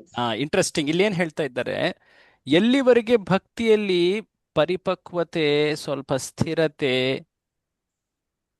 ಪಡೆಯೋದಿಲ್ವೋ ಅಲ್ಲಿವರೆಗೆ ಕೆಲವೊಮ್ಮೆ ಈ ರೀತಿಯಾದಂತಹ ಲೌಕಿಕ ಪ್ರವೃತ್ತಿ, ಕೆಲವೊಮ್ಮೆ ಈ ಭೌತಿಕ ಪ್ರಭಾವದಿಂದಾಗಿ ಇವುಗಳು ಕೆಲವೊಮ್ಮೆ ಕಾಣ್ತವೆ. ಆದರೆ ಮುಂದೆ ಓದಿ. ಆದರೆ ಈ ಲೌಕಿಕತೆ ಬಹಳ ಕಾಲ ಮುಂದುವರಿಯುವುದಿಲ್ಲ. ಏಕೆಂದರೆ ಭಗವತ್ ಕೃಪೆಯಿಂದ ಅಂತಹ ಅಪರಿಪೂರ್ಣತೆಗಳು ಬಲು ಬೇಗನೆ ಕೊನೆಗೊಳ್ಳುತ್ತವೆ. ಆದ್ದರಿಂದ ಭಕ್ತಿ ಸೇವೆಯ ಮಾರ್ಗವೇ ಸರಿಯಾದ ಮಾರ್ಗ. ಒಬ್ಬನು ಸರಿಯಾದ ಮಾರ್ಗದಲ್ಲಿದ್ದರೆ ಯಾವಾಗಲೋ ಒಮ್ಮೊಮ್ಮೆ ಲೌಕಿಕ ಬುದ್ಧಿ ಉಂಟಾದರೂ ಅದು ಆತ್ಮ ಸಾಕ್ಷಾತ್ಕಾರದ ಪ್ರಗತಿಗೆ ಅಡ್ಡಿಯುಂಟು ಮಾಡುವ ಬಹಳ ಮುಖ್ಯವಾದಂತ ಅಂಶ ಇಲ್ಲಿ ಹೇಳ್ತಾ ಇರೋದು. ಕೆಲವೊಮ್ಮೆ ಪ್ರಾಪಂಚಿಕತೆ, ಲೌಕಿಕತೆ ಅಂದ್ರೆ ಇಲ್ಲಿ ಕೆಲವೊಮ್ಮೆ ವ್ಯಕ್ತಿ ಅಸಹಾಯಕನಾಗಿ ತಪ್ಪು ಕಾರ್ಯಗಳನ್ನ ಮಾಡ್ತಾನೆ. ಉದ್ದೇಶಿಸಿ ಮಾಡುವುದಂತ ಹೇಳ್ತಾ ಇಲ್ಲ ಇಲ್ಲಿ. ಆ ಶ್ಲೋಕಗಳು ಏನಿವೆ ಅಲ್ಲ, 30, 31, 32, ಅದು ಉದ್ದೇಶಪೂರ್ವಕವಾಗಿ ಪಾಪ ಮಾಡುವುದು ಅದಲ್ಲ. ಬಟ್ ಅಸಹಾಯಕನಾಗಿ, ಪೂರ್ವಕರ್ಮದ ಪ್ರಭಾವದಿಂದಾಗಿ. ಸೊ ಆ ಕಾರ್ಯಗಳನ್ನ ತಾನು ಮಾಡಿದ್ರೂ ಕೂಡ ಆತ ಭಕ್ತಿಯಲ್ಲಿ ಆತ ಒಂದು ರೀತಿ ಹಿಂದೆ ಬೀಳೋದು, ಆತನ ಭಕ್ತಿ ನಾಶವಾಗೋದು, ಭಕ್ತಿಯಲ್ಲಿ ಅಡ್ಡಿ ಉಂಟಾಗೋದು ಆ ರೀತಿ ಇಲ್ಲ. ಯಾಕೆಂದ್ರೆ ಭಕ್ತಿಯನ್ನ ಆತ ಪರಿಪಾಲಿಸ್ತಾ ಇದ್ದಾನೆ, ಹಾಗಾಗಿ ಮುಂದುವರೆದೇ ಉರಿತಾನೆ. ಭಕ್ತಿ ಎಂದು ನಾಶವಾಗೋದಿಲ್ಲ, ಅದು ಶಾಶ್ವತ. ಸೊ ಅವ್ಯಯಂ ಸುಸುಖಂ ಕರ್ತುಂ ಅವ್ಯಯಂ ಅನ್ನೋ ಶಬ್ದ ಭಗವದ್ಗೀತೆಯಲ್ಲಿ ಬರ್ತದೆ 9ನೇ ಅಧ್ಯಾಯದ ಶ್ಲೋಕದಲ್ಲೇ. ಸೊ ಪಾಯಿಂಟ್ ಏನು, ಕೃಷ್ಣ ಇಲ್ಲಿ ತನ್ನ ಮತ್ತೆ ತನ್ನ ಭಕ್ತನ ನಡುವಿನ ಸಂಬಂಧ ಎಷ್ಟು ಗಾಢವಾದದನ್ನು ಹೇಳ್ತಾ ಇದ್ದಾನೆ. ಎಂದು ಕೂಡ ಆತ ತನ್ನ ಭಕ್ತನನ್ನ ತೊರೆಯೋದಿಲ್ಲ. ಮರಣದ ಸಮಯ ಅಥವಾ ಜೀವಿತ ಸಮಯದಲ್ಲಿ ಆತ ಕೆಲವೊಮ್ಮೆ ಅಸಹಾಯಕನಾಗಿ ಕೆಲ ತಪ್ಪು ಕಾರ್ಯಗಳನ್ನು ಮಾಡಿದ್ರು ಕೂಡ, ಎರಡು ಸಮಯದಲ್ಲೂ ಕೂಡ ಆ ಜೀವಿ ಆತನ ಸ್ಮರಣೆಯನ್ನು ಮಾಡ್ಲಿಕ್ಕೆ ಆಗದೇ ಇದ್ರು ಕೂಡ, ಯಾಕೆಂದ್ರೆ ಕೆಲವೊಮ್ಮೆ ಆ ಲೌಕಿಕತೆ ಅನ್ನೋದು ಕಾಣಸಿಗುತ್ತೆ ಸಾಧಕನ ಜೀವನದಲ್ಲಿ. ಪರಿಪಕ್ವನಾದ ಮೇಲೆ ಆತ ಯಾವಾಗ್ಲೂ ಕೂಡ ಭಗವಂತನ ಸ್ಮರಣೆಯಲ್ಲಿರ್ತಾನೆ. ಬಟ್ ಅದನ್ನ ಪಡೆಯುವವರೆಗೂ ಕೂಡ ಆತ ಕೆಲವೊಮ್ಮೆ ಈ ರೀತಿಯಾದಂತಹ ವಿಘ್ನಗಳನ್ನ ಕಂಡರೂ ಸಹ ಅವುಗಳು ಆತನ ಭಕ್ತಿಯ ಮಾರ್ಗದಲ್ಲಿ ಬಾಧಕವಾಗುವುದಿಲ್ಲ, ಅಡ್ಡಿ ಆಗೋದಿಲ್ಲ. ಸೊ ಪ್ರಭುಪಾದರು ಹೇಳ್ತಾರೆ, ಎಷ್ಟು ಸನ್ಮಾರ್ಗ ಇದು ನೋಡಿ. ಭಕ್ತಿ ಸೇವೆಯ ಸೌಕರ್ಯಗಳು ನಿರಾಕಾರವಾದಗಳಿಗೆ ಲಭಿಸುವುದಿಲ್ಲ. ಬೇರೆ ಮಾರ್ಗದಲ್ಲಿ ಅಸಹಾಯಕನಾಗಿ ಕೆಲವೊಂದು ಕಿಂಚಿತ್ ತಪ್ಪು ಕಾರ್ಯಗಳಾಗ್ಬಿಟ್ರೆ ವ್ಯಕ್ತಿ ಮತ್ತೆ ಸ್ಕ್ವೇರ್ ಒನ್. ಅನೇಕ ಉದಾಹರಣೆಗಳ ನೋಡಿದ್ವಲ್ಲ ನಾವು. ಏನಿ ಉದಾಹರಣೆ ನಿಮ್ಗೆ ನೆನ್ಪುಂಟ? ಉದಾಹರಣೆಗಳು ಕಂಡಿದ್ವ? ಕೆಲವೊಂದು ನೆನಪಿಲ್ಲ. ಕಾಮ, ಕ್ರೋಧ, ಲೋಭ ಇವುಗಳ ಪ್ರಭಾವದಿಂದಾಗಿ ವ್ಯಕ್ತಿ ತನ್ನ ಆಧ್ಯಾತ್ಮಿಕ ಬಲವನ್ನು ಕಳ್ಕೊಳ್ತಾನೆ. ವಿಶ್ವಾಮಿತ್ರ, ಅಜಾಮಿಳ. ಅಜಾಮಿಳ ಆಕ್ಚುಲಿ ಅಜಾಮಿಳ ಹೇಳ್ಬೋದು, ಬಟ್ ಹರಿನಾಮ ಸ್ವೀಕರಿಸಿದರೆ. ವಿಶೇಷವಾಗಿ ಸೌಭಾರಿ ಅಥವಾ ಈ ವಿಶ್ವಾಮಿತ್ರ ಇವರೆಲ್ಲರೂ ಕೂಡ ಭಕ್ತಿ ಮಾರ್ಗವನ್ನು ಅನುಸರಿಸ್ತಾ ಇರಲಿಲ್ಲ. ಹಾಗಾಗಿ ಅವರು ತಮ್ಮ ಮಾರ್ಗದಲ್ಲಿ ಅನೇಕ ಬಾರಿ ಅಡ್ಡಿಕೊಂಡು ಅವರು ಮತ್ತೆ ತಮ್ಮ ಎಲ್ಲ ಆಧ್ಯಾತ್ಮಿಕ ಸಾಧನೆಯನ್ನ ಕಳ್ಕೊಂಡ್ರೆ ಆಕ್ಚುಲಿ, ಅಲ್ವೇ? ಸೊ ಪಾಯಿಂಟ್ ಏನು, ಇದು ಬಹಳ ವಿಶೇಷತೆ, ಈ ಆಧ್ಯಾತ್ಮಿಕ ವಿಶೇಷ ಭಕ್ತಿ ಮಾರ್ಗದ ವಿಶೇಷತೆ ಇದು. ಸೊ ಇವರು ಭಕ್ತಿ ಮಾರ್ಗವನ್ನು ಪಾಲಿಸುವವರು ಭಗವಂತನ ಬ್ರಹ್ಮಜ್ಯೋತಿ ನೋಡಿ. ನಿರಾಕಾರವಾದಿಗಳು ಬ್ರಹ್ಮಜ್ಯೋತಿಯ ಸ್ವರೂಪಕ್ಕೆ ಮ್ಯೂಟ್ ಮಾಡಬೇಕು. ಹರೇ ಕೃಷ್ಣ. ಸೊ ಪ್ರಭುಪಾದರು ಹೇಳ್ತಾ ಇದ್ದಾರೆ, ನಿರಾಕಾರವಾದಿಗಳು ಭಗವಂತನ ರೂಪವನ್ನ ಅವರು ಅದರ ಬಗ್ಗೆ ಕೇಂದ್ರೀಕರಿಸ್ತಾ ಇಲ್ಲ, ಅದನ್ನು ಸ್ವೀಕರಿಸೋದಿಲ್ಲ, ಅದ್ರ ಬಗ್ಗೆ ವಿಶ್ವಾಸವಿಲ್ಲ, ಕೆಲವೊಮ್ಮೆ ಅದನ್ನು ನಿಂದನೆ ಮಾಡ್ತಾರೆ ಮಾಯಾವಾದಿಗಳಾಗಿ. ಸೊ ಅಂಥವರಿಗೆ ಈ ಭಕ್ತಿಯ ಸೌಕರ್ಯಗಳು ದೊರೆಯೋದಿಲ್ಲ. ಭಗವದ್ಗೀತೆ 12ನೇ ಅಧ್ಯಾಯದಲ್ಲೂ ಇದನ್ನೇ ಹೇಳಿದ್ದಾನೆ ಕೃಷ್ಣ. ಬೇರೆ ಮಾರ್ಗಗಳಲ್ಲಿ ಎಷ್ಟೊಂದು ಕಷ್ಟಗಳಿವೆ. ಕ್ಲೇಶ ಅಧಿಕತರಹ ತೇಷಾಂ ಅವ್ಯಕ್ತ ಆಸಕ್ತ ಚೇತಸ. ಬಟ್ ಅದೇ ಭಕ್ತಿಯಲ್ಲಿ ಸುಲಭ, ತಸ್ಯಾಹಂ ಸುಲಭ ಪಾರ್ಥ. ಕೃಷ್ಣ ಹೇಳ್ತಾನೆ ಅದು ಬೇರೆ ಮಾರ್ಗಗಳಿಗೆ ಹೋಲಿಸಿದ್ರೆ ಬಹಳ ಸುಲಭ ಅಲ್ವಾ? ಸೊ ಹೀಗೆ ನಿಮಗೆ ಏನು ಆ 2ನೇ ಪ್ರಬಂಧದ ವಿಷಯ ಹೇಳಿದ್ರು, ಪರಮಸತ್ಯ ಸಾಕಾರ ರೂಪ ಅನ್ನೋದನ್ನ ನೀವು ಸಾಬೀತು ಪಡಿಸುವಂತ ಅಂಶಗಳನ್ನು ಗಮನಿಸಿ ಅನ್ನೋದನ್ನ ಇಲ್ಲಿ ಸಾಕಷ್ಟು ಕಾಣಸಿಗ್ತವೆ. ಸೊ ಇಲ್ಲಿ ಈ ರೀತಿಯಾಗಿ ಜೀವಿ ಬೇಡ್ಕೊಳ್ತಾ ಇದ್ದಾನೆ. ಭಕ್ತಿಯ ಈ ವಿಶೇಷತೆಗಳು, ವಿಶೇಷ ಲಾಭಗಳು ಇವೆಲ್ಲ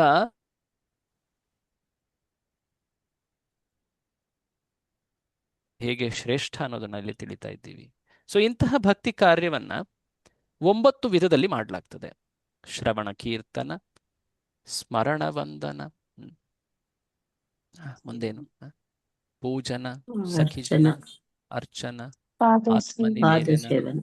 ಸಾಖ್ಯದ ಆತ್ಮನಿವೇದನ, ಇವೆಲ್ಲವೂ ಕೂಡ 9 ವಿಧದ ಭಕ್ತಿ ಅಲ್ವೇ. ಶ್ರವಣಂ ಕೀರ್ತನಂ ವಿಷ್ಣು ಸ್ಮರಣಂ ಪಾದಸೇವನಂ ಅರ್ಚನಂ ವಂದನಂ ದಾಸ್ಯಂ ಸಖ್ಯಂ ಆತ್ಮನಿವೇದನಂ. ಸೊ ಈ ರೀತಿಯಾದಂಥ 9 ವಿಧದಲ್ಲಿ ಮಾಡಲಾಗ್ತದೆ. 9 ವಿಧದಲ್ಲೂ ಕೂಡ ಒಂದೊಂದು ಮಹಾನ್ ಉದಾಹರಣೆಗಳಿವೆ. ಆಕ್ಚುಲಿ ತಾವು ಕೇಳಿರ್ಬೋದು, ಮಹಾನ್ ಉದಾಹರಣೆಗಳಿವೆ.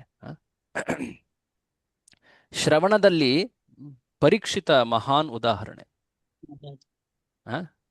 ಆತ 7 ದಿನಗಳ ದೀರ್ಘಕಾಲ ಎಷ್ಟು ಗಂಭೀರವಾಗಿ, ಮುಂಚೆ ಒಂದು ರೀತಿ ಅದೊಂಥರ ನೆಪವೇ ಆಗಿತ್ತು ಏನೋ, ಅದನ್ನು ನಾವು ಗಮನಿಸ್ಬೋದಲ್ಲಿ.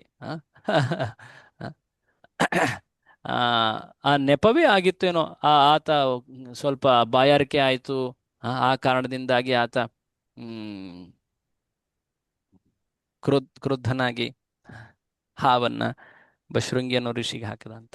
ಬಟ್ 7 ದಿನಗಳ ಕಾಲ ಆತ ನೀರು ಆಹಾರ ಎಲ್ಲವನ್ನ ತ್ಯಜಿಸಿ ಭಗವಂತನಲ್ಲಿ ದೃಢವಾಗಿ ನೆಲೆಯೂರಿದ್ದ. ಯಾವ ವಿಧದಿಂದ? ಯಾವ ವಿಧದ ಭಕ್ತಿ ಅದು? ಶ್ರವಣ. ಅದೇ ಕೀರ್ತನ ವಿಧದ ಭಕ್ತಿಯ ಉದಾಹರಣೆ ಯಾರು? ಯಾರು ಯಾರು ನಿಮಗಿದನ್ನ ಇಲ್ಲಿ ಹೇಳ್ತಾ ಇದ್ದಾರೆ ನೋಡಿ. ಇಲ್ಲಿ ನೋಡಿ, ಇಲ್ಲಿ ಶ್ರೀಮದ್ ಭಾಗವತದ ನಾಯಕನಾದ ಪರೀಕ್ಷಿತನು ಶ್ರವಣದಿಂದ ಅಪೇಕ್ಷಿತ ಫಲವನ್ನ ಪಡೆದನು. ಭಾಗವತ ಪ್ರವಚನಕಾರರಾದ ಶುಕಮುನಿಗಳು ಭಗವಂತನ ಸ್ತುತಿ ಮಾಡಿದ್ರು, ಅಂದ್ರೆ ಕೀರ್ತನ. ಶುಕಮುನಿಗಳು. ನಂತರ ಇಲ್ಲಿ ಭಗವಂತನನ್ನ ಪೂಜಿಸಿದವನು ಅಕ್ರೂರ, ಅರ್ಚನಂ. ಸ್ಮರಣೆ ಮಾಡಿದ ಮಾರ್ಗದಿಂದ ಪ್ರಹ್ಲಾದ. ಮಹಾರಾಜರು. ಇದು ಸಾರಿ, ಅಕ್ರೂರ ಆಕ್ಚುಲಿ ಈತ ಸ್ತುತಿ ಹೇಳೋದು, ವಂದನಂ. ಇದು ಪೃಥು ಮಹಾರಾಜರು, ಇವರು ಅರ್ಚನಂ, ಪೂಜೆ. ನಂತರ ಶ್ರೀ ಲಕ್ಷ್ಮಿ ಪಾದಸೇವನ. ನಂತರ ದಾಸ್ಯ ಹನುಮಂತ.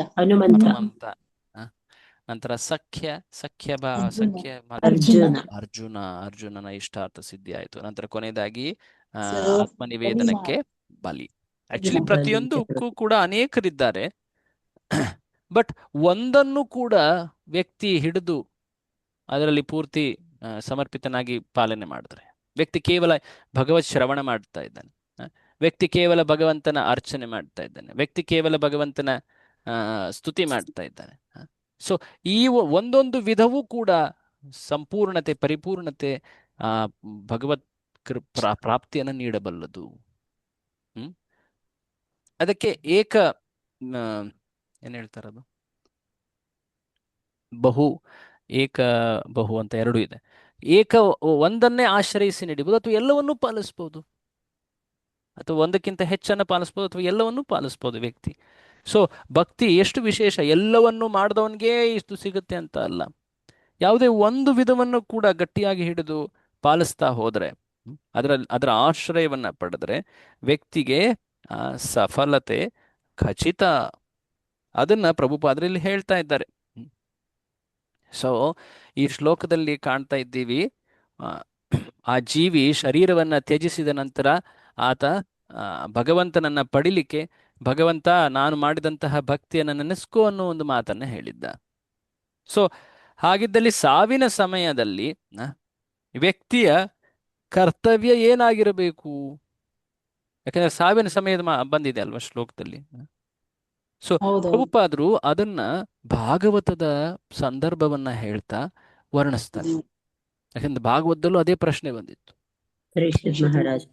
ಪರೀಕ್ಷಿತ ಮಹಾರಾಜರು ಕೇಳ್ತಾರೆ, ಸಾವನ್ನ ಪಡಿತಾ ಇರೋ ವ್ಯಕ್ತಿ ಸಾಯಲಿಕ್ಕೆ ಕೆಲ ಕ್ಷಣ, ಕೆಲ ದಿನ, ಎಷ್ಟೇ ಸಮಯ ಇರಬಹುದು, ಆತ ಯಾವ ಕರ್ತವ್ಯವನ್ನ ಮಾಡಬೇಕು? ಆಕ್ಚುಲಿ ಹೇಳ್ಬೇಕಂದ್ರೆ ಎಲ್ಲರಿಗೂ ಸಾವಾಗುತ್ತೆ. ಸೊ ಎಲ್ಲರ ಆದ್ಯ ಕರ್ತವ್ಯ ಏನು?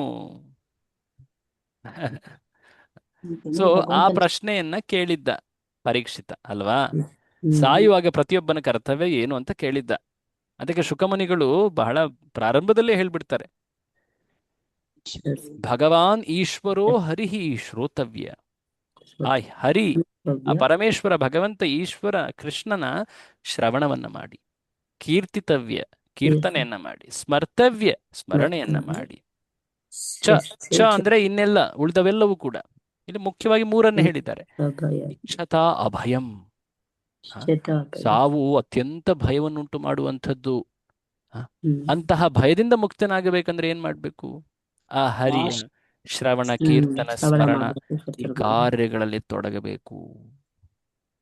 ಅದು ಆತನ ಕರ್ತವ್ಯ. ಜೀವನದಲ್ಲಿ ಜನ ತಮ್ಮ ಸಮಯವನ್ನ ಅನೇಕ ರೀತಿಯ ಭೌತಿಕ ಕಾರ್ಯಗಳಲ್ಲಿ ಕಳೀತಾರೆ. ನಿದ್ರಯಾರ್ಯತೆ ನಕ್ತಂ ವ್ಯವಾಯೇನ ಚ ವಾವಯಃ. ರಾತ್ರಿ ನಿದ್ದೆಯಲ್ಲಿ, ಮೈಥುನದಲ್ಲಿ, ದಿನ ಅನೇಕ ಭೌತಿಕ ಸಾಂಸಾರಿಕ ಕಾರ್ಯಗಳಲ್ಲಿ ಕಳೀತಾರೆ.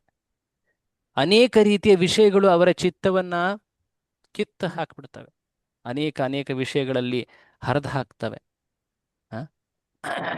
ಬಟ್ ಭಕ್ತಿಯನ್ನ ಅತ್ಯಂತ ಗಂಭೀರವಾಗಿ ಪಡೆದವರು ಏಕಾಗ್ರ ರೀತಿಯಲ್ಲಿ ಅವರು ಭಗವಂತನ ಆಶ್ರಯವನ್ನು ಹಿಡಿದು ಮುನ್ನಡೀತಾರೆ. ಜೀವನದಲ್ಲಿ ಪ್ರತಿಯೊಂದು ಕೂಡ ಅನಿತ್ಯ ಭೌತಿಕ ಜಗತ್ತಿನಲ್ಲಿ. ಇದನ್ನ ತಿಳಿದು ವ್ಯಕ್ತಿ ತನ್ನ ಆ ನಿತ್ಯ ಕರ್ತವ್ಯದಲ್ಲಿ ಎಂದೂ ಕೂಡ ಚ್ಯುತನಾಗಬಾರದು. ಸೊ ಇದನ್ನ ಪ್ರಭುಪಾದರು ಮತ್ತೆ ಮತ್ತೆ ನಮಗೆ ಒತ್ತು ಕೊಟ್ಟು ಹೇಳ್ತಾ ಇದ್ದಾರೆ ಇಲ್ಲಿ. ಈಗಿನ ಕಾಲದಲ್ಲಿ ಅನೇಕ ಭಕ್ತಿ ಕಾರ್ಯಗಳಿಗೆ ಜನ ಸಮಯ ಇಲ್ಲ ಅಂತ ಹೇಳ್ಬಿಡ್ತಾರೆ. ಸಮಯ ಇಲ್ಲ ಸ್ವಾಮಿ ಜಪ ಮಾಡಲಿಕ್ಕೆ, ಸಮಯ ಇಲ್ಲ ಭಗವಂತನ ಪುಸ್ತಕ ಓದಲಿಕ್ಕೆ, ಸಾಯ್ಲಿಕ್ಕೆ ಸಮಯ ಇದೆ, ಸಾವಿನಿಂದ ರಕ್ಷಣೆ ಪಡಿಲಿಕ್ಕೆ ಸಮಯ ಇಲ್ಲ, ಅತ್ಯಂತ ರೋಗಗ್ರಸ್ತನಾಗಿರೋ ವ್ಯಕ್ತಿಗೆ ಔಷಧಿ ತಿನ್ಲಿಕ್ಕೆ ಸಮಯ ಇಲ್ಲ. ಹೇಗಿದೆ ನೋಡಿ. ನಮ್ಮ ಮೂರ್ಖತನಕ್ಕೆ ನಾವೇನಾಗಬೇಕು? ಸೊ ಪ್ರಭುಪಾದರು ಅದಕ್ಕೆ ಬಹಳ ಒತ್ತು ಕೊಟ್ಟು ಹೇಳ್ತಾರೆ, ಇದನ್ನೆಂದು ಮರಿಬಾರದು. ಯಾಕೆಂದ್ರೆ ಅನೇಕ ಬಾರಿ ನಮ್ಮ ಚಿತ್ತದಿಂದ ಇದು ಕಳೆದು ಹೋಗ್ಬಿಡುತ್ತೆ, ಮರ್ತು ಬಿಡ್ತೀವಿ. ಫಸ್ಟ್ ಕಾಂಪ್ರಮೈಸ್ ಮಾಡೋದೇ ನಾವು ಆಧ್ಯಾತ್ಮಿಕ ಕಾರ್ಯಗಳನ್ನ. ಹೌದಲ್ವಾ? ಸತ್ಸಂಗ ಅಥವಾ ಜಪ ಅಥವಾ ಪುಸ್ತಕ ಓದುದು, ಇದೆಲ್ಲ ಫಸ್ಟ್ ಅದನ್ನೇ ಕಾಂಪ್ರಮೈಸ್ ಮಾಡ್ತೀವಿ ನಾವು. ಬೇರೆ ಯಾವ್ದನ್ನು ಉಣ್ಣೋದು ಮಲಗೋದು ಅದ್ರಲ್ಲಿ ಕಾಂಪ್ರಮೈಸ್ ಮಾಡ್ತೀವಿ ನಾವು? ಇಲ್ಲ, ಅದನ್ನ ಸಮಯಕ್ಕೆ ಮಾಡ್ತೀವಿ, ಬಟ್ ಯಾವ್ದನ್ನ ಕಾಂಪ್ರಮೈಸ್ ಮಾಡ್ತೀವಿ? ಸೊ ಪ್ರಭುಪಾದರು ಇಲ್ಲಿ ಹೇಳ್ತಾರೆ ನೋಡಿ, ಈ ಲೌಕಿಕ ರಾಜಕಾರಣಿಗಳ ಬಗ್ಗೆ, ಸಮಾಜದಲ್ಲಿ ಪ್ರತಿಷ್ಠಿಕರು ಎನಿಸಿಕೊಂಡವರು ಬಗ್ಗೆ ಕೇಳಲೂಬಾರದು, ಮಾತಾಡಲೂಬಾರದು. ಇವೆಲ್ಲ ಕೆಲಸಕ್ಕೆ ಬಾರದವು. ಒಂದು ಕ್ಷಣವನ್ನು ಹಾಳು ಮಾಡದೆ ಭಗವತ್ ಸಂಬಂಧವಾದ ಕೆಲಸ ಕಾರ್ಯಗಳಲ್ಲಿ ನಿರತನಾಗಬೇಕು. ಈ ಈಶೋಪನಿಷತ್ತು ಅಂತ ಕಾರ್ಯಗಳ ಎಡೆಗೆ ನಮ್ಮನ್ನು ನಿರ್ದೇಶಿಸುತ್ತದೆ. ಸೊ ಈಶೋಪನಿಷತ್ತು ನಮಗೆ ಇದನ್ನ ನೆನಪನ್ನು ಮಾಡ್ತಾ ಇದೆ. ಭಕ್ತಿ ಸೇವೆ ಅಭ್ಯಾಸವಿಲ್ಲದೆ ದೇಹ ಜರ್ಜರಿತವಾಗಿ ಅವಸಾನ ಕಾಲ ಒದಗಿದಾಗ ಒಬ್ಬನು ಏನನ್ನು ತಾನೇ ಸ್ಮರಿಸಲು ಸಾಧ್ಯ? ಆಗ ಅಭ್ಯಾಸ ಮಾಡ್ತೀವ? ಆಗತ್ತಾ? ಇಲ್ಲ. ಯಜ್ಞಯಾಗಾದಿಗಳ ಬಗ್ಗೆ ನೆನೆಯಬೇಕೆಂದು ದೇವರನ್ನು ಪ್ರಾರ್ಥಿಸುವುದು ಹೇಗೆ ಸಾಧ್ಯ? ಯಜ್ಞವೆಂದರೆ ಇಂದ್ರಿಯ ಸುಖದ ತ್ಯಾಗ. ಇಂದ್ರಿಯಗಳನ್ನು ಭಗವತ್ ಸೇವೆಯಲ್ಲಿ ತೊಡಗಿಸುವ ಕಲೆಯನ್ನ ಜೀವಿತಾವಧಿಯಲ್ಲೇ ಕಲಿತುಕೊಳ್ಳಬೇಕು. ಸಾವಿನ ಸಮಯದಲ್ಲಿ ನಾನು ದೇವರನ್ನು ನೆನೆಸ್ಕೊಳ್ತೀನಿ ಅನ್ನೋ ಒಂದು ಭ್ರಮೆಯಲ್ಲಿ ಇರಬಾರ್ದು. ಜೀವನ ಇದ್ದಾಗ ನಾವು ಅದನ್ನ ಪಾಲಿಸ್ಬೇಕು, ಕಲ್ತ್ಕೊಳ್ಬೇಕು. ಅಂಥ ಅಭ್ಯಾಸದ ಫಲಗಳನ್ನ ಸಾಯುವಾಗ ಬಳಸ್ಕೊಳ್ಬಹುದು. ಅಭ್ಯಾಸ ಮಾಡದೇನೆ ಅದನ್ನ ನಾವು ಎಂದು ಕೂಡ ಅದರ ಲಾಭವನ್ನು ಪಡಿಲಿಕ್ಕೆ ಆಗೋದಿಲ್ಲ. ಆಮೇಲೆ ಸಾವು ಬಂದಾಗ ನಾನು ನೆನೆಸ್ಕೊಳ್ತೀನಿ, ಹರೇ ಕೃಷ್ಣ ಅಂತ ಹೇಳಿ ಸತ್ತೋಗ್ತೀನಿ, ಅಷ್ಟೇ ತಾನೇ? ಅಷ್ಟಾಗ್ಬಿಟ್ರೆ ಸಾಕಲ್ವಾ? ಅದಾಗೋದಿಲ್ಲ ಸ್ವಾಮಿ. ಜೀವನದಲ್ಲಿ ನಾವು ಹೇಗೆ ಜೀವನ ನಡೆಸಿದ್ದೀವೋ ಅದೇ ವಿಷಯಗಳು, ಅದೇ ಯೋಚನೆಗಳು ಬಂದು ನಮ್ಮ ಕಣ್ಮುಂದೆ ನಿಲ್ತವೆ, ನಮ್ಮ ಚಿತ್ತವನ್ನ ಹರಣ ಮಾಡ್ತವೆ. ಪ್ರಭುಪಾದರು ಹೇಳ್ತಾ ಇದ್ದಾರೆ. ಸೊ ಜೀವನವನ್ನ ಆ ದಿಕ್ಕಿನಲ್ಲಿ ಉಪಯೋಗಿಸ್ಕೊಳ್ಬೇಕು ಅಂತ. ಮಂತ್ರ 18 ಇದೇ ಸ್ತುತಿಯನ್ನ ಮುಂದುವರಿಸುತ್ತೆ. ಆಕ್ಚುಲಿ ಹೇಳ್ಬೇಕಂದ್ರೆ 17, 18, 15 ಮತ್ತೆ 16 ಎರಡು ಅದೇ ಸ್ತುತಿ ಇತ್ತಲ್ವ? ನೆನಪಿದೆಯಾ? ಹೌದೌದು. ಅದೇ ರೀತಿ 17, 18 ಸ್ತುತಿ ಅದು ಒಂದೇ ವಿಷಯ ಆಕ್ಚುಲಿ, ಎರಡೂ ಕೂಡ ಸಾವಿನ ಸಮಯದ ಬಗ್ಗೆನೇ ಹೇಳ್ತಾ ಇದ್ದಾವೆ. ಆನಂತರ ಭಗವಂತ ನೀನು ನನಗೆ ಮಾರ್ಗದರ್ಶನ ಮಾಡು ಮುಂದೆ, ಈಗ ಸಾವಿನ ಸಮಯ ಬಂದಿದೆ, ದಯವಿಟ್ಟು ನೆನಪು ಮಾಡ್ಕೊ ಏನ್ ಮಾಡಿದ್ದೆ ಕಿಂಚಿತ್ತು ಭಕ್ತಿ ಕಾರ್ಯ, ಮುಂದೆ ನನಗೆ ಮಾರ್ಗದರ್ಶನ ಮಾಡು. ಈ ಮಾತನ್ನು 18ರಲ್ಲಿ ಹೇಳ್ತಾ ಇದ್ದಾರೆ. ಅಗ್ನೇ ನಯ ಸುಪಥಾರಾಯೇ ಅಸ್ಮಾನ್ ವಿಶ್ವಾನಿ ದೇವ ವಯುನಾನಿ ವಿದ್ವಾನ್ ಯುಯೋಧ್ಯಸ್ಮಜ್ಜುಹುರಾಣಮೇನೋ ಭೂಯಿಷ್ಠಾಂ ತೇ ನಮ ಉಕ್ತಿಂ ವಿಧೇಮ. ಹೇ ಅಗ್ನಿ, ನೀನು ಅಗ್ನಿ, ಎಲ್ಲ ಪಾಪ ಕಾರ್ಯಗಳನ್ನು ಭಸ್ಮ ಮಾಡುವವ ನೀನು, ನೀನೇ ಅಗ್ನಿ. ನಯ, ನೀನು ನನ್ನ ನಾಯಕನಾಗು. ನಯ ಅಂದ್ರೆ ಕರೆದೊಯ್ಯುವನು. ನಯ, ನನ್ನನ್ನು ಕರ್ಕೊಂಡು ಹೋಗು. ಎಲ್ಲಿಗೆ? ಸುಪಥ, ನೀನು ಸದಾ ನನ್ನ ಒಳಿತನ್ನ ಬಯಸುವನು, ಆ ಸತ್ಮಾರ್ಗದಲ್ಲಿ ನನ್ನನ್ನು ನಡೆಸು. ನಿನ್ನ ಬಳಿ ಬರಲಿಕ್ಕೆ ನಾನು ಇಚ್ಛಿಸ್ತೇನೆ. ವಿಶ್ವಾನಿ ದೇವ ವಯುನಾನಿ ವಿದ್ವಾನ್, ಎಲ್ಲವೂ ನಿಮಗೆ ತಿಳಿದಿದೆ.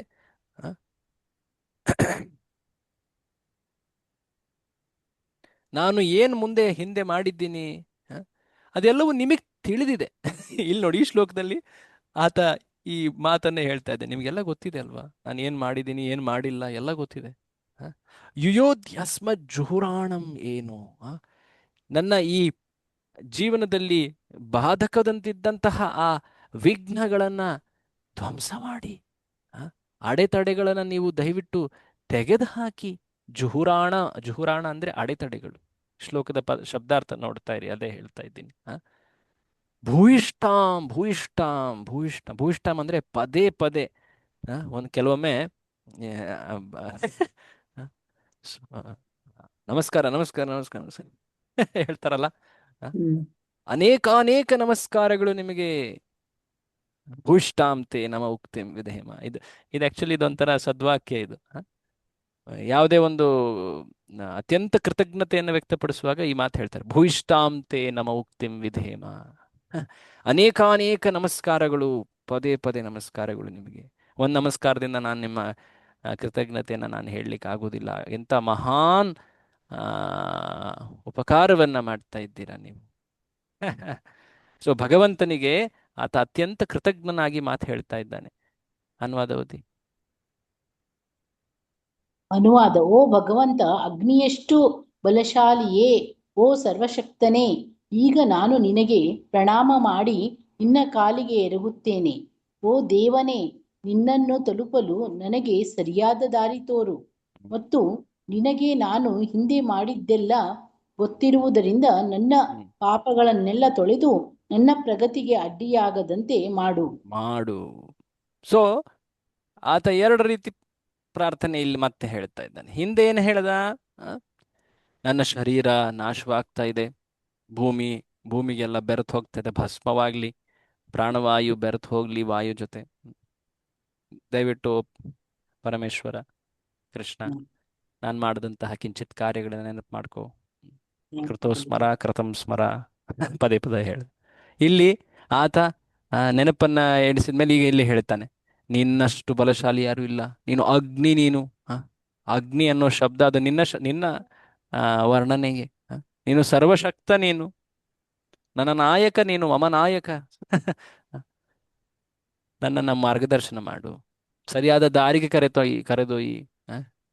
ಈ ದಾರಿಯಲ್ಲಿ ಬರುವಂತಹ ಅಡೆತಡೆಗಳನ್ನ ನೀನು ನಿರ್ಮೂಲನೆ ಮಾಡು. ಸೊ ಪ್ರಭುಪಾದರು ಬಹಳ ಇಂಟ್ರೆಸ್ಟಿಂಗ್ ಆಗಿ 2-3 ಅಂಶ ಹೇಳ್ತಾರೆ. ಮೊದಲನೇದಾಗಿ, ಕೃಷ್ಣನನ್ನ ಅಗ್ನಿ ಅಂತ ಯಾಕೆ ಹೇಳ್ತಾ ಇದ್ದಾನೆ, ಭಗವಂತನನ್ನ ಅಗ್ನಿ ಅಂತ ಯಾಕೆ ಹೇಳ್ತಾ ಇದ್ದಾನೆ? ಭಾವಾರ್ಥದ ಮೊದಲನೇ ಪ್ಯಾರಾಗ್ರಾಫ್ ಓದಿ. ಒಂದ್ ನಿಮಿಷ, ಬೇರೆಯವರು ಯಾರಾದ್ರೂ ಓದ್ತೀರಾ? ಜಸ್ಟ್ ಬೇರೆಯವರು ಯಾರಾದ್ರೂ ಓದ್ತೀರಾ? ನಾನು ಓದ್ಬೋದಾ ಪ್ರಭು? ಓದಿ. Yes yes. ಭಗವಂತನಿಗೆ ಶರಣಾಗಿ ಅವನ ಇದಾದ್ಮೇಲೆ ಇನ್ನೊಬ್ರು ಓದ್ರು ಅಂತ ಈಗ ಓದ್ತಾ ಇದ್ದಾರಲ್ಲ, ಓದಿ, ಕಂಟಿನ್ಯೂ ಮಾಡಿ. ಭಗವಂತನಿಗೆ ಶರಣಾಗಿ ಅವನ ಕೃಪೆ ಬೇಡಿ ಭಕ್ತನು ಆತ್ಮ ಸಾಕ್ಷಾತ್ಕಾರದ ಹಾದಿಯಲ್ಲಿ ಮುಂದುವರಿಯಬಹುದು. ಭಗವಂತನನ್ನು ಇಲ್ಲಿ ಅಗ್ನಿ ಎಂದು ಕರೆಯಲಾಗಿದೆ, ಏಕೆಂದರೆ ಅವನು ಶರಣಾಗತನಾದವನ ಪಾಪಗಳೂ ಸೇರಿದಂತೆ ಯಾವುದನ್ನು ಬೇಕಾದರೂ ಸುಟ್ಟು ಬೂದಿ ಆ ಮಾಡಬಲ್ಲನು. ಸೊ ಹಿಂದಿನ ಮಂತ್ರ ಆತನ ಪಾಪಕರ್ಮಗಳು, ಪುಣ್ಯಕರ್ಮಗಳು, ಎಲ್ಲ ರೀತಿಯ ಭೌತಿಕ ಕರ್ಮಗಳು ಎಲ್ಲವನ್ನ ಸುಟ್ಟು ಬೂದಿ ಮಾಡುವಂತಹ ಶಕ್ತಿ ಆತನಲ್ಲಿದೆ. ಹಾಗಾಗಿ ಆತನನ್ನ ಅಗ್ನಿ ಅಂತ ಹೇಳಿದ್ದಾರೆ. ಹ ಓಕೆ, ಪಾಪವನ್ನೇನೋ ಸುಟ್ಟು ಹಾಕೋದು ಸರಿ, ಪುಣ್ಯ ಯಾಕೆ ಸುಟ್ಟು ಹಾಕಬೇಕು? ಪ್ರಶ್ನೆ. ಪಾಪಗಳು ಸೇರಿದಂತೆ ಅಂದ್ರೆ ಪುಣ್ಯ ಏನು, ಇನ್ನೇನೋ ಇದೆ ಪುಣ್ಯ ಅಲ್ವಾ? ಇದ್ರೆ ಮತ್ತೆ ಹ ಹ? ಪುಣ್ಯ ಪಾಪ ಸ್ವಲ್ಪ ಯಾವ್ದಿದ್ರು ಪುಣ್ಯ ಮತ್ತೆ ಇದ್ರೆ ಈ ಮತ್ತೆ ಮತ್ತೆ ಭೌತಿಕ ಲೋಕಗಳಲ್ಲೇ ಹುಟ್ತೀವಲ್ವಾ ಇರ್ತೀವಲ್ಲ. ಅದಕ್ಕೆ. ಇಬ್ರು ಸರಿಯಾದ ಉತ್ತರ ಹೇಳಿದೆ, ಕರೆಕ್ಟ್. ಸೊ ಪುಣ್ಯ ನಮ್ಮನ್ನ ಭೌತಿಕ ಸುಖಕ್ಕೆ ಸುಖದ ಬಂಧನದಲ್ಲಿಟ್ಟರೆ, ಪಾಪ ನಮ್ಮನ್ನ ಭೌತಿಕ ದುಃಖದ ಬಂಧನದಲ್ಲಿಡುತ್ತೆ. ಎರಡು ಕೂಡ ಭೌತಿಕ ಬಂಧನಗಳೇ. ಬಟ್ ಸುಖ ಏನು ಇಲ್ಲಿ ನಿತ್ಯವ? ಸುಖ ಮತ್ತೆ ದುಃಖವಾಗ್ತದೆ. ಸೊ ಹಾಗಾಗಿ ಎಲ್ಲವನ್ನ ಸುಟ್ಟು ಬೂದಿ ಮಾಡಬಲ್ಲವನು ನೀನು. ಹ? ಮುಂದೆ ಓದಿ ಹಿಂದಿನ ಮಂತ್ರಗಳಲ್ಲಿ. ಹಿಂದಿನ ಮಂತ್ರಗಳಲ್ಲಿ ಹೇಳಿರುವಂತೆ ಪರಾತ್ಪರನ ನಿಜವಾದ ಸ್ವರೂಪವೆಂದರೆ ದೇವೋತ್ತಮ ಪರಮ ಪುರುಷನ ಸ್ವರೂಪ. ಅವನ ನಿರಾಕಾರ ಬ್ರಹ್ಮಜ್ಯೋತಿ ಸ್ವರೂಪವು ಅವನ ಮುಖದ ಮೇಲಿನ ಕೋರೈಸುವ ಆಚ್ಛಾದನೆ. ಕಾಮ್ಯ ಕರ್ಮಗಳು ಅಥವಾ ಆತ್ಮ ಸಾಕ್ಷಾತ್ಕಾರದ ಕರ್ಮಕಾಂಡ ಮಾರ್ಗವು ಈ ದೆಸೆಯಲ್ಲಿ ಅತ್ಯಂತ ಕೆಳಗಿನ ಹಂತ. ಅಂಥ ಕರ್ಮಗಳು ವೈದಿಕ ನಿಯಂತ್ರಕ ತತ್ವಗಳಿಂದ ಸ್ವಲ್ಪ ದಾರಿ ತಪ್ಪಿದರೂ ಅವು ವಿಕರ್ಮವಾಗಿವೆ. ಕರ್ತನಿಗೆ ಕರ್ಮವಾಗಿ, ವಿರುದ್ಧವಾಗಿ ಅವು ವಿಕರ್ಮವಾಗಿ ವಿಕರ್ಮವಾಗಿ ಕರ್ತನಿಗೆ ವಿರುದ್ಧವಾಗಿ ವರ್ತಿಸುವಂತವಾಗಿ ಪರಿವರ್ತಿತವಾಗುತ್ತವೆ. ಅಂಥ ವಿಕರ್ಮವನ್ನು ಭ್ರಮಾಧೀನನಾದ ಜೀವಿಯು ಕೇವಲ ಇಂದ್ರಿಯ ಸುಖಕ್ಕಾಗಿ ಮಾಡುತ್ತಾನೆ. ಹೀಗೆ ಅಂಥ ಕರ್ಮಗಳು ಆತ್ಮ ಸಾಕ್ಷಾತ್ಕಾರ ಪಥದಲ್ಲಿ ಅಡ್ಡಿಯಾಗುತ್ತವೆ. ಸೊ ಯಾವ ಅಡ್ಡಿ ಅಥವಾ ಅಡೆತಡೆಯ ಬಗ್ಗೆ ಈ ಶ್ಲೋಕದಲ್ಲಿ ಹೇಳಲಾಗ್ತಾ ಇದೆ, ಅದನ್ನ ಇಲ್ಲಿ ವರ್ಣನೆ ಮಾಡ್ತಾ ಇದ್ದಾರೆ. ಏನದು? ವ್ಯಕ್ತಿ ಕರ್ಮಕಾಂಡ, ಕಾಮ್ಯ ಕರ್ಮಗಳು, ಈ ಕಾರ್ಯಗಳನ್ನ ಮಾಡುವಾಗ, ಏನಿವು ಕಾಮ್ಯ ಕರ್ಮಗಳು? ಹಿಂದೆ ನೋಡಿದ್ವಲ್ಲ ನಾವು. ಏನಿದು ಕರ್ಮಕಾಂಡ, ಕಾಮ್ಯ ಕರ್ಮ? ಏನಿದೆ ಅರ್ಥ? ಬಹಳ ಹಿಂದೆ ನಾನೊಂದು ಚಾರ್ಟ್ ತೋರಿಸಿದ್ದೆ ನಿಮ್ಗೆ, ಕರ್ಮ ಕರ್ಮ ವಿಕರ್ಮದಲ್ಲಿ. ನೆನಪಿದ್ಯಾ? ಶಾಸ್ತ್ರಕ್ಕೆ ವಿರುದ್ಧವಾಗಿ ಮಾಡೋದು ವಿಕರ್ಮ. ನಾನಿಲ್ಲಿ ಕರ್ಮಕಾಂಡ ಅಂದ್ರೆ ಏನು ಅಂತ ಕೇಳ್ತಾ ಇದ್ದೀನಿ. ಕರ್ಮಕಾಂಡ ಅಂದ್ರೇನು? ನೀವು ಹೇಳೋ ಅಂಶ ಅದು ಅದಕ್ಕೆ ಸಂಬಂಧಪಟ್ಟಿದ್ದೆ, ಬಟ್ ಅದನ್ನ ನೀವು ಎಕ್ಸಾಕ್ಟ್ ಆಗಿ ಹೇಳ್ಬೇಕು. ಕರ್ಮಕಾಂಡ ಅಂದ್ರೆ ಏನು? ಓಕೆ, ಹರೇ ಕೃಷ್ಣ ಪ್ರಭುಜಿ. ಹೇಳಿ ಪ್ರಭುಜಿ, ಲೈಕ್ ಇದು ಬ್ರಾಹ್ಮಣರು ಅದು ಯಜ್ಞಯಾಗಾದಿಗಳನ್ನು ಅದು ಬರೀ ಅರ್ಥಕ್ಕೋಸ್ಕರ ಮಾಡ್ತಾರಲ್ಲ ಪ್ರಭುಜಿ, ಅದಕ್ಕೆ ಹಣಕ್ಕೋಸ್ಕರ ಮಾಡ್ತಾರಲ್ಲ, ಅದನ್ನ ಕರ್ಮಕಾಂಡ ಅಂತ. ಎಲ್ಲವನ್ನು ಮನುಷ್ಯ ಸ್ವಾರ್ಥಕ್ಕೋಸ್ಕರವಾಗಿ ಮಾಡ್ತಾನಲ್ಲ ಅದನ್ನೇ. So correct. ಸೊ ವೇದಗಳಲ್ಲಿ ಹೇಳಿರುವಂತಹ ಕರ್ಮಗಳವು, ನೆನಪು ಮಾಡ್ಕೊಳ್ಳಿ, ನಿಯತ ಕರ್ತವ್ಯಗಳು ಅಂತ ಮಾತನಾಡಿದ್ರಲ್ಲಿ. ಶಾಸ್ತ್ರಗಳಲ್ಲಿ ಹೇಳಿರುವ ನಿಯತ ಕರ್ತವ್ಯಗಳನ್ನ ಮಾಡೋದು ಅದು ಕರ್ಮ. ಶಾಸ್ತ್ರದ ವಿರುದ್ಧವಾದಂತಹ ಕಾರ್ಯಗಳನ್ನ ಮಾಡೋದು ಅದು ವಿಕರ್ಮ. ಇದು ಬಂದಿತ್ತಲ್ವ ಶಬ್ದ ಬಹಳ ಮುಂಚೆ. ಸೊ ಶಾಸ್ತ್ರದಲ್ಲಿ ಉಲ್ಲೇಖ ಮಾಡಿರುವಂತಹ, ಸೂಚಿಸಿರುವಂತಹ ಕಾರ್ಯಗಳು, ಬಟ್ ಆ ಕಾರ್ಯಗಳು ಯಾಕೆಂದ್ರೆ ವ್ಯಕ್ತಿಗೆ ಭೌತಿಕ ಇಚ್ಛೆಗಳ ಪೂರ್ತಿ ಮಾಡ್ಕೊಳ್ಬೇಕು. ಹಾಗಾಗಿ ಆತ ಆ ಕರ್ಮಕಾಂಡದ ಆ ಮಾರ್ಗದ ಆಶ್ರಯವನ್ನ ಪಡಿತ. ಬಹುತೇಕ ಜನರು ಜಗತ್ನಲ್ಲಿ ಈ ಇಚ್ಛೆ ಉಳ್ಳವರೇ. ವೇದಗಳನ್ನ ಪಾಲಿಸುವುದರ ಮುಖ್ಯ ಉದ್ದೇಶ ಏನು ಆಗ್ತಿರ್ತದೆ ಸಾಕಷ್ಟು ಜನರಲ್ಲಿ? ಭೌತಿಕ ಸುಖ ಪಡೆಯೋದು. ಕಾಮ್ಯ ಕರ್ಮ ಅಂತ ಹೇಳ್ತಾರೆ. ತಮ್ಮ ಕಾಮನೆಗಳನ್ನು ಪೂರೈಸ್ಕೊಳ್ಳೋದಕ್ಕೆ ಅಂತ, ಭೌತಿಕ ಇಚ್ಛೆಗಳನ್ನು ಪೂರೈಸ್ಕೊಳ್ಳೋದು. ಸೊ ಅದು ಕರ್ಮಕಾಂಡ. ಬಟ್ ಅದರಲ್ಲಿ ಒಂದು ಬಹಳ ಮುಖ್ಯವಾದಂತಹ ಅಪಾಯ ಏನಂದ್ರೆ, ಸ್ವಲ್ಪ ನೋಡಿ, ಅದನ್ನೇ ಹೇಳ್ತಾ ಇದ್ದಾರೆ, ಸ್ವಲ್ಪ ಧ್ಯಾನ ಚ್ಯುತವಾದರೆ, ಏನ್ ಹೇಳಿದ್ದಾರೆ ಇಲ್ಲಿ, ಸ್ವಲ್ಪ ದಾರಿ ತಪ್ಪಿದರೆ ಅವು ವಿಕರ್ಮವಾಗಿ ಪರಿವರ್ತಿತವಾಗಬಹುದು. ಕರ್ತನಿಗೆ ವಿರುದ್ಧವಾಗಿ ವರ್ತಿಸುವಂತವಾಗಿ. ಸೊ ಆತ ಏನೋ ಕಾಮ್ಯ ಕರ್ಮ ಮಾಡ್ತಾ ಇದ್ದಾನೆ, ಬಟ್ ಸ್ವಲ್ಪ ಏನೋ ಅಚಾತುರ್ಯ ಆಯ್ತು, ಅದರಿಂದ ದೊಡ್ಡ ಪಾಪ ಉಂಟಾಗ್ಬಿಡುತ್ತೆ. ಅನೇಕ ಉದಾಹರಣೆ ಇದೆ. ಕೃಷ್ಣನ ಲೀಲೆಯಲ್ಲಿ ಒಂದು ಪ್ರಸಂಗ ಬರ್ತದೆ. ಈ ವ್ಯಕ್ತಿ ಮಹಾನ್ ದಾನಿ, ತುಂಬಾ ದಾನ ನೀಡ್ತಾ ಇದ್ದ. ಮಹಾನ್ ದಾನಿಗಳಲ್ಲಿ ಆತನ ಹೆಸರನ್ನು ಹೇಳಲಾಗ್ತಾ ಇತ್ತು. ದಾನ ನೀಡುವಾಗ ಒಂದು ಸಣ್ಣ ತಪ್ಪು ಮಾಡ್ಬಿಟ್ಟ. ಒಂದು ಹಸುನ ದಾನವಾಗಿ ನೀಡಿದ್ದ, ಅನೇಕ ಹಸುಗಳನ್ನು ದಾನವಾಗಿ ನೀಡ್ತಾ ಇದ್ದ, ಲಕ್ಷಾಂತರ ಹಸುಗಳನ್ನು ದಾನವಾಗಿ ನೀಡ್ತಾ ಇದ್ದ. ಬಟ್ ದಾನ ನೀಡಿದಂಥ ಹಸು ಆತನಿಗೆ ಗೊತ್ತಿಲ್ಲದೇನೆ ಕೊಟ್ಟಿಗೆ ವಾಪಸ್ ಬಂದ್ಬಿಟ್ಟಿತ್ತು. ಅವನ ಕೊಟ್ಟಿಗೆಗೆ ಆ ವಾಪಸ್ ಬಂದಂಥ ಹಸುವನ್ನ ಇನ್ನೊಬ್ಬನಿಗೆ ದಾನವಾಗಿ ನೀಡ್ಬಿಟ್ಟಿದ್ದ. ರಾಜ. ಸೊ ಆ ದಾನವಾಗಿ ನೀಡಿದವರು ಅವ್ರು ಏನು ಮುಂಚೆ ಇದ್ದವನು ಮತ್ತೆ ಈಗ ಇನ್ನೊಂದು ಈ ಹೊಸದಾಗಿ ಹಸು ಪಡೆದವನು, ಇವರಿಬ್ರು ಒಂದು ರೀತಿ ಮನಸ್ತಾಪ ಅಥವಾ ವಾಗ್ವಾದಕ್ಕೆ ಬಂದರು. ಹೇ, ಇದು ನಂದು, ಇದು ನಂದು, ಇದು ನಂದು, ಇದು ನಂದು ಅಂತ. ಇಲ್ಲ, ಇದು ನನಗೆ ಕೊಟ್ಟಿದ್ದ ರಾಜ, ನನ್ನಿಂದ ಅದು ಹೋಗ್ಬಿಟ್ಟು ಇನ್ನೊಂದು ದಾರಿ ಬಿಟ್ಟು ಹೋಗ್ಬಿಟ್ಟಿತ್ತು. ಇಲ್ಲ ಇಲ್ಲ, ಇದನ್ನ ಇತ್ತೀಚೆಗೆ ನನಗೆ ಕೊಟ್ಟಿದ್ದಾನೆ ಅಂತ ಹೇಳಿ ಇನ್ನೊಬ್ಬ ವಾದ ಮಾಡ್ತಾ ಇದ್ದ. ವಾದ ಪರಿಹಾರವಾಗದೆ ಅವರು ರಾಜನ ಬಳಿ ಬಂದರು. ಆ ರಾಜನ ಹೆಸರು ಏನು ಗೊತ್ತಾ? ಆ ರಾಜನ ಹೆಸರು ಏನು ಗೊತ್ತಾ? ಯೋಚನೆ ಮಾಡಿ.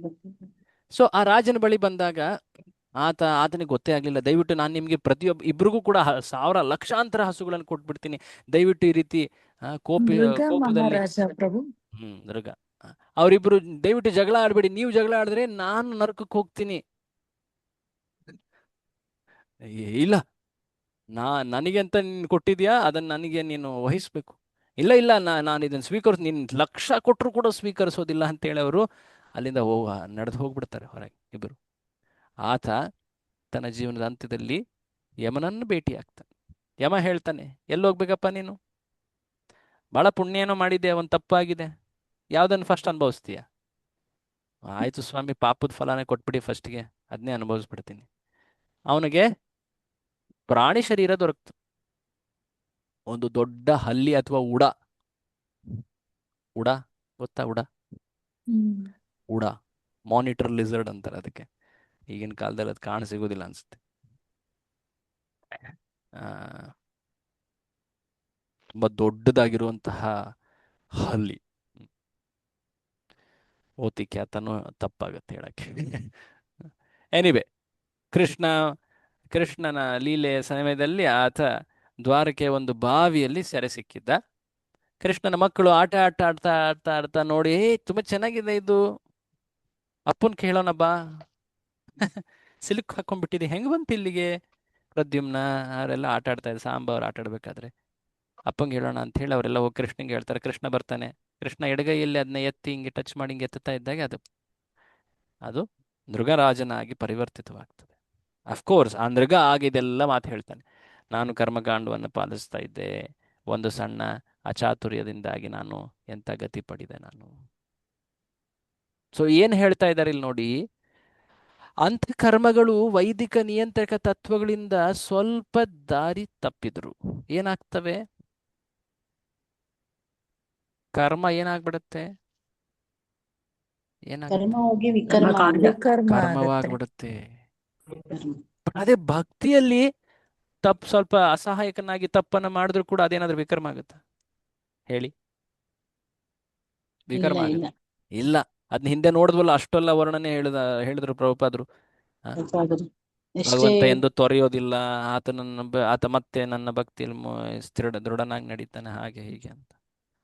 ಸೊ ಪಾಯಿಂಟ್ ಏನು, ಈ ರೀತಿಯಾದಂತಹ ಕಾಮ್ಯ ಕರ್ಮದ ಮನೋಭಾವ, ಕರ್ಮಕಾಂಡ, ಈ ರೀತಿಯಾದಂತಹ ಕಾರ್ಯಗಳೇನಿವೆ ಇವು ಈ ಭೋಗ ಮನೋಭಾವ ಏನಿದೆ ಅಲ್ಲ, ಸ್ವಾರ್ಥ ಮನೋಭಾವ, ಇದು ಆತ್ಮ ಸಾಕ್ಷಾತ್ಕಾರ ಮಾರ್ಗದಲ್ಲಿ ಅಡ್ಡಿ. ಇಂದ್ರಿಯ ಸುಖ, ಕರೆಕ್ಟ್, ಇಂದ್ರಿಯ ಸುಖ ಅಂತ ಇದೆ, ಅದು ಅಡ್ಡಿ ಆಗುತ್ತೆ. ಸೊ ಇಂತಹ ಅಡೆತಡೆಗಳನ್ನ ನಿರ್ಮೂಲನೆ ಮಾಡೋ ಯಾರು ಹೇಳ್ತಾ ಇದ್ದಾರೆ? ಯಾರು ಹೇಳ್ತಾ ಇದ್ದಾರೆ ಈ ರೀತಿ ನಿರ್ಮೂಲನೆ ಮಾಡಪ್ಪ ಅಂತ ಹೇಳಿ? ಸಾಯುವ ಮನುಷ್ಯ ಪ್ರಭು. ಈ ಶ್ಲೋಕದಲ್ಲಿ ಆ ಒಬ್ಬ ಭಕ್ತ ಹೇಳ್ತಾ ಇದ್ದಾನೆ. ಅಫ್ಕೋರ್ಸ್ ಹೆಸರು ಇಲ್ಲದೆ ಇರ್ಬೋದು, ಬಟ್ ಭಕ್ತನೇ ಪ್ರಾರ್ಥನೆ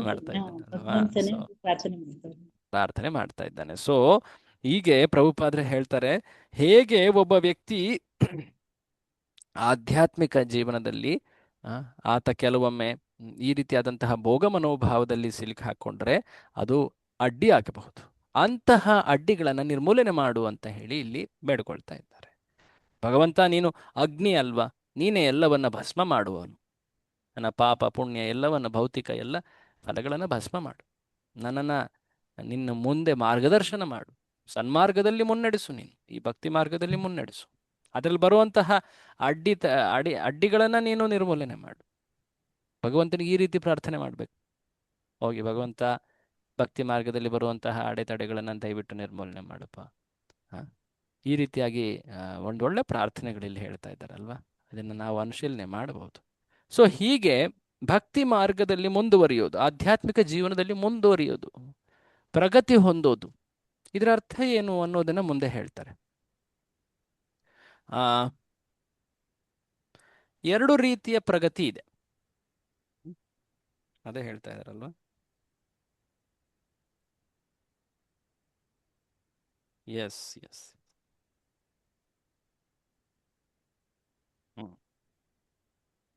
ಸೊ ಎರಡು ರೀತಿಯ ಪ್ರಗತಿ ಇದೆ. ಒಂದು ಕ್ರಮೇಣವಾಗಿ ಪ್ರಗತಿ ಹೊಂದೋದು. ಜ್ಞಾನ ಮಾರ್ಗ, ಯೋಗ ಮಾರ್ಗದಲ್ಲಿ ವ್ಯಕ್ತಿ ತನ್ನ ನಿಯತ ಕರ್ತವ್ಯಗಳನ್ನು ಬಹಳ ದೃಢವಾಗಿ ಪಾಲಿಸ್ತಾ ಮುಂದಿನ ಜನ್ಮದಲ್ಲಿ ಆತ ಪ್ರಗತಿ ಹೊಂದಿದ ಜನ್ಮವನ್ನು ಪಡಿತಾನೆ. ಶೂದ್ರನಾದವನು ಕ್ಷತ್ರಿಯ ಅಥವಾ ವೈಶ್ಯನಾಗಬಹುದು, ಆನಂತರ ಬ್ರಾಹ್ಮಣನಾಗಬಹುದು. ಅನೇಕ ಜನ್ಮಗಳಲ್ಲಿ ಆತ ಶುದ್ಧನಾಗಿ ಆ ಕಾರ್ಯಗಳನ್ನು ಮಾಡಿದ ಮೇಲೆ ಆತ ಅನೇಕ ಜನ್ಮಗಳಾದ ಮೇಲೆ ತಪಸ್ಸನ್ನ ಹಿಡಿದು ಮುನ್ನಡೀತಾ, ಯೋಗ ಮಾರ್ಗದಲ್ಲಿ ಮುನ್ನಡೀತಾ ಕ್ರಮೇಣವಾಗಿ ಆತ ಬಹುನಾಂ ಜನ್ಮನಾಮಂತೆ ಜ್ಞಾನವಾನ್ ಮಾಂ ಪ್ರಪದ್ಯತೆ. ಇದು ಕ್ರಮ ಮುಕ್ತಿ ಅಥವಾ ಕ್ರಮೇಣ ಮಾರ್ಗ ಇದೆ, ದೀರ್ಘ ಮಾರ್ಗ ಇದೆ ಆಕ್ಚುಲಿ. ಬಟ್ ಭಕ್ತಿಯನ್ನ ಈ ರೀತಿಯಾಗಿ ವರ್ಣನೆ ಮಾಡಿಲ್ಲ. ಭಕ್ತಿ ಏನದು, ವ್ಯಕ್ತಿ ಯಾವುದೇ ಹಂತದಲ್ಲಿರಬಹುದು, ಆತ ಭಕ್ತಿಯನ್ನು ಆಶ್ರಯಿಸಿ ಭಕ್ತಿ ತತ್ವಗಳನ್ನ ಒಬ್ಬ ಗುರುವಿನ ಆಶ್ರಯದಲ್ಲಿ ನಡೆಸ್ತಾ ಇದ್ದಾನೆ ಅಂದ್ರೆ ಆತ ತಕ್ಷಣವೇ ಅದೇ ಜನ್ಮದಲ್ಲಿ ಆತ ಮೇಲೇರಬಹುದು, ಭಗವಂತನನ್ನ ಪಡಿಬಹುದು. ಈ ರೀತಿಯಾಗಿ ಕ್ರಮವಾಗಿ ಒಂದೊಂದು ಜನ್ಮ ಮೇಲೇರ್ತಾ ಏರ್ತಾ ಏರ್ತಾ ಏರ್ತಾ ಹೋಗೋದಕ್ಕೆ ಅಗತ್ಯ ಇಲ್ಲ. ಸೊ ಭಗವಂತ ಈ ಎರಡು ಮಾರ್ಗಗಳನ್ನು ನೀಡಿದ್ದಾನೆ. ಒಂದು ದೀರ್ಘ ಸಮಯದ ಮಾರ್ಗ, ಕ್ರಮ ಮಾರ್ಗ, ಕ್ರಮೇಣವಾಗಿ ಮುಂದುವರಿಯುವಂಥದ್ದು. ಇನ್ನೊಂದು ತತ್ಕ್ಷಣವೇ ಅಂದ್ರೇನು, ಭಗವಂತನ ಕೃಪೆಯಿಂದ ಯಾವಾಗ ಒಬ್ಬ ಸದ್ಗುರುವಿನ ಆಶ್ರಯ ಸಿಗ್ತದೋ ಆ ಗುರುವಿನ ಆಶ್ರಯದಲ್ಲಿ ಆತ ನೆಲೆಯೂರಿ ಭಕ್ತಿಯನ್ನು ಪಾಲಿಸ್ತಾ ಮುಂದುವರಿಯೋದು. ಕ್ರಮ ಮಾರ್ಗದಲ್ಲಿ ಕೆಲವೊಮ್ಮೆ ವ್ಯಕ್ತಿ ಅನೇಕ ರೀತಿಯ ಒಂದು ಏನ್ ಹೇಳ್ತಾರೆ ಪ್ರಲೋಭನೆಗಳಿಗೆ ಒಳಗಾಗಬಹುದು ವ್ಯಕ್ತಿ. ಪ್ರತಿಯೊಂದು ಹಂತ ಜನ್ಮಗಳಲ್ಲೂ ಕೂಡ ಅನೇಕ ರೀತಿಯ ಅಡ್ಡಿಗಳಿರ್ತದೆ. ಇಲ್ಲಿ ಪ್ರಭುಪಾದರು ಹೇಳ್ತಾರೆ, ಕೆಲವೊಮ್ಮೆ ಉಚ್ಚ ಜನ್ಮದವರು ಅಹಂಕಾರದಿಂದಾಗಿ ಭಕ್ತಿಯಲ್ಲಿ ಮುಂದುವರಿಯೋದಿಲ್ಲ. ತಾನೇ ದೊಡ್ಡವನು ಅಂತ ಹೇಳಿ ಅಹಂಕಾರದಲ್ಲಿ ಅವರು ಬೇರೆಯವರ ನಿಂದನೆಯನ್ನ ಮಾಡ್ತಾರೆ. ಇದರಿಂದಾಗಿ ಅವರು ಆತ್ಮ ಸಾಕ್ಷಾತ್ಕಾರ ಮಾರ್ಗದಿಂದ ದೂರವಾಗಿ ಬಿಡ್ತಾರೆ. ಈ ರೀತಿಯಾಗೆಲ್ಲ ವರ್ಣಿಸಿದ್ದಾರೆ, ಪ್ರಭುಪಾದರು ಹೇಳ್ತಾರೆ. ಸೊ ಕ್ರಮ ಮಾರ್ಗದಲ್ಲಿ ಇದೆಲ್ಲ ಆಗ್ತದೆ. ಅಷ್ಟೇ ಅಲ್ಲದೆ ಕೆಲವೊಬ್ರು ತಮ್ಮ ಮಾರ್ಗದಿಂದ ಭ್ರಷ್ಟರು ಆಗಬಹುದು. ಭ್ರಷ್ಟರಾಗುವುದಂದ್ರೆ ಅರ್ಥ ಏನು, ಚ್ಯುತರಾಗುವುದಂದ್ರೆ ಅರ್ಥ ಏನು, ಇಲ್ಲಿ ತಮ್ಮ ಭಕ್ತಿಯನ್ನ ಸಂಪೂರ್ಣವಾಗಿ ಪರಿಪಕ್ವ ಮಾಡ್ಲಿಕ್ಕೆ ಆಗದೆ ಇರಬಹುದು ಆ ಜೀವನದಲ್ಲಿ. ಅಂಥವರಿಗೆ ಭಗವಂತ ಓಕೆ ಮುಂದಿನ ಜನ್ಮದಲ್ಲಿ ಇನ್ನೊಂದು ಒಳ್ಳೆ ಸದಾವಕಾಶವನ್ನ ನೀಡ್ತಾನೆ, ಒಳ್ಳೆ ಕುಲದಲ್ಲಿ ಜನ್ಮವನ್ನ ನೀಡ್ತಾನೆ. ಹಿಂದೆ ಈ ಮಾತು ಬಂದಿತ್ತಲ್ವ, ನೆನಪಿರ್ಬೋದು ನೀವು. ಶುಚೀನಾಂ ಶ್ರೀಮತಾಂ ಗೇಹೆ ಯೋಗ ಭ್ರಷ್ಟೋಭಿಜಾಯತೆ. ಯೋಗ ಭ್ರಷ್ಟರಿಗೆ ಶುಚಿ ಜನ್ಮ ಅಥವಾ ಶ್ರೀಮತಾಂ ಜನ್ಮ, ಬ್ರಾಹ್ಮಣರ ಅಥವಾ ಶ್ರೀಮಂತರ ಕುಟುಂಬದಲ್ಲಿ ಜನ್ಮ ನೀಡಿ ಅವರಿಗೆ ಆಧ್ಯಾತ್ಮಿಕ ಜೀವನದಲ್ಲಿ ಮುಂದುವರಿಸಲಿಕ್ಕೆ ಭಗವಂತ ಇನ್ನೂ ಹೆಚ್ಚಿನ ಅವಕಾಶ ಕೊಡ್ತಾನೆ. ಸೊ ವ್ಯಕ್ತಿಗೆ ಅವಕಾಶಗಳನ್ನು ನೀಡಲಾಗ್ತಾ ಇದೆ. ಬಟ್ ಇದೇನಿದು, ಇದು ಕ್ರಮ ಮಾರ್ಗ. ಇದು ನೆನಪಿಟ್ಕೊಳ್ಳಿ. ಈ ಒಂದು ಪ್ಯಾರಾಗ್ರಾಫ್ ಓದ್ತೀರಾ, ನಿಯಂತ್ರಕ ತತ್ವಗಳು ಹೇಗಿರುತ್ತವೆ ಅಂದ್ರೆ ಕ್ರಮ ಮಾರ್ಗದಲ್ಲಿ ಅನೇಕ ತತ್ವಗಳಿರ್ತದೆ, ಅನೇಕ ಅನುಶೀಲನೆಗಳಿರ್ತದೆ. ತಪ, ಜ್ಞಾನ, ಯೋಗ, ಅನೇಕ ಗುಣಗಳನ್ನ ಬೆಳೆಸ್ಕೊಳ್ಬೇಕು, ಅವೆಲ್ಲವೂ ಇರ್ತದೆ. ಓದಿ ಇದನ್ನ. ನಿಯಂತ್ರಕ ತತ್ವಗಳು ಹೇಗಿರುತ್ತವೆಂದರೆ ಅವನ್ನು ಯಾರು ಅನುಸರಿಸುತ್ತಾರೋ ಅವರು ಕಾಮ್ಯ ಕರ್ಮಗಳ ನೆಲೆಯಿಂದ ದಿವ್ಯ ಜ್ಞಾನದ ಉನ್ನತ ನೆಲೆಗೆ ಹೋಗುತ್ತಾರೆ. ಅನೇಕಾನೇಕ ಜನ್ಮಗಳ ತರುವಾಯ ದಿವ್ಯ ಜ್ಞಾನದ ನೆಲೆಯನ್ನು ತಲುಪಿದ ನಂತರ ಒಬ್ಬನು ಭಗವಂತನಿಗೆ ಶರಣಾದಾಗ ಅವನು ಪರಿಪೂರ್ಣನಾಗುತ್ತಾನೆ. ಇದು ಸಾಧಾರಣವಾದ ಮಾರ್ಗ. ಆದರೆ ಒಬ್ಬನು ಈ ಶ್ಲೋಕದಲ್ಲಿ ಹೇಳಿರುವಂತೆ ಆರಂಭದಲ್ಲೇ ಶರಣಾಗತನಾದರೆ ಕೇವಲ ಭಕ್ತಿ ಭಾವನವನ್ನು ಸ್ವೀಕರಿಸುವುದರಿಂದ ಎಲ್ಲ ಹಂತಗಳನ್ನು ಒಮ್ಮೆಲೇ ಒಮ್ಮೆಲೇ ದಾಟಿ ಬಿಡುತ್ತಾನೆ. ಬಿಡುತ್ತಾನೆ. ನೋಡಿ, ಅನೇಕ ಜನ್ಮಗಳ ಆ ಸಮಯ ಆತ ಕಳಿಬೇಕಾಗಿಲ್ಲ. ಒಬ್ಬ ಪ್ರಾಮಾಣಿಕ ಭಕ್ತನ ಸದ್ಗುರುವಿನ ಆಶ್ರಯದಲ್ಲಿ ಭಕ್ತಿ ಪಾಲನೆ ಮಾಡ್ತಾ ಹೋದ್ರೆ, ಪ್ರಭುಪಾದರ ಶಿಷ್ಯಂದರು, ಗುರುಜನರು ಏನಿದ್ದಾರೆ, ಇಸ್ಕಾನ್ ಸಂಸ್ಥೆಯಲ್ಲಿ ಆಚಾರ್ಯರು ಏನಿದ್ದಾರೆ, ಅವರ ಆಶ್ರಯದಲ್ಲಿ ಮಾಡ್ತಾ ಹೋದ್ರೆ ಈ ರೀತಿಯಾಗಿ ಕ್ರಮವಾಗಿ ಅನೇಕ ಜನ್ಮಗಳು ಪಡಿತಾ ಪಡಿತಾ ಮೇಲೆ ಇರಬೇಕು, ಅದು ಬೇಕಿಲ್ಲ. ಇದು ಬಹಳ ಸುಲಭವಾದದ್ದು, ತಕ್ಷಣದ ಮಾರ್ಗ ಇದು. ಸೊ ಪ್ರಭುಪಾದರು ಕೆಳಗಡೆ ಬರೀತಾರೆ ಹೇಗೆ ಭಕ್ತಿ ಶ್ರೇಷ್ಠ ಅನ್ನೋದು. ಮುಂದೆ ಓದಿಮ್ಮ ಮಾತಾಜಿ, ಓದಿ. ಭಗವದ್ಗೀತೆಯಲ್ಲಿ ಹೇಳಿರುವಂತೆ 18.66ರಲ್ಲಿ ಭಗವಂತನು ಹಾಗೆ ಶರಣಾದವನ ಕೈ ಹಿಡಿದು ಅವನನ್ನು ಪಾಪಗಳಿಂದ ಮುಕ್ತನನ್ನಾಗಿ ಮಾಡುತ್ತಾನೆ. ಕರ್ಮಕಾಂಡೀಯ ಚಟುವಟಿಕೆಗಳಿಂದ ಅನೇಕ ಪಾಪಗಳು ಬರುತ್ತವೆ. ಜ್ಞಾನಕಾಂಡದಲ್ಲಿ ಅಂತ ಪಾಪ ಕಾರ್ಯಗಳ ಸಂಖ್ಯೆ ಕಡಿಮೆ. ಆದರೆ ಭಗವಂತನ ಭಕ್ತಿ ಸೇವೆಯಲ್ಲಿ, ಅಂದರೆ ಭಕ್ತಿ ಮಾರ್ಗದಲ್ಲಿ, ಪಾಪಗಳು ಅಂಟುವ ಸಂಭವ ಶುದ್ಧಾಂಗವಾಗಿ ಇಲ್ಲ. ಭಗವತ್ ಭಕ್ತನು ಸ್ವತಃ ಭಗವಂತನ ಸಕಲ ಸದ್ಗುಣಗಳನ್ನು ಪಡೆಯುತ್ತಾನೆ. ಸೊ ಒಂದ್ ನಿಮಿಷ. ಸೊ ಏನ್ ಹೇಳ್ತಾ ಇದ್ದಾರೆ ನೋಡಿ, ಕರ್ಮಕಾಂಡೀಯ ಚಟುವಟಿಕೆಗಳಲ್ಲಿ ಅನೇಕ ಪಾಪಗಳು ಉಂಟಾಗುವಂತಹ ಸಂಭಾವನೆ ಇರ್ತದೆ. ಈಗ ತಾನೇ ಅದು ಹೇಳಿದ್ನಲ್ಲ, ವೇದ ಮಾರ್ಗಗಳನ್ನು ಅನುಸರಿಸ್ತಾ ಇದ್ದಾರೆ, ಬಟ್ ಅವರು ಪಾಲಿಸ್ತಾ ಇರೋದು ಆ ಕರ್ಮಕಾಂಡ ಶಾಸ್ತ್ರಗಳಾಗಿರೋದ್ರಿಂದ ಸ್ವಲ್ಪ ಚಾತುರ್ಯವಾದ್ರೂ ದೊಡ್ಡ ಪಾಪವೇ ಉಂಟಾಗಬಹುದು.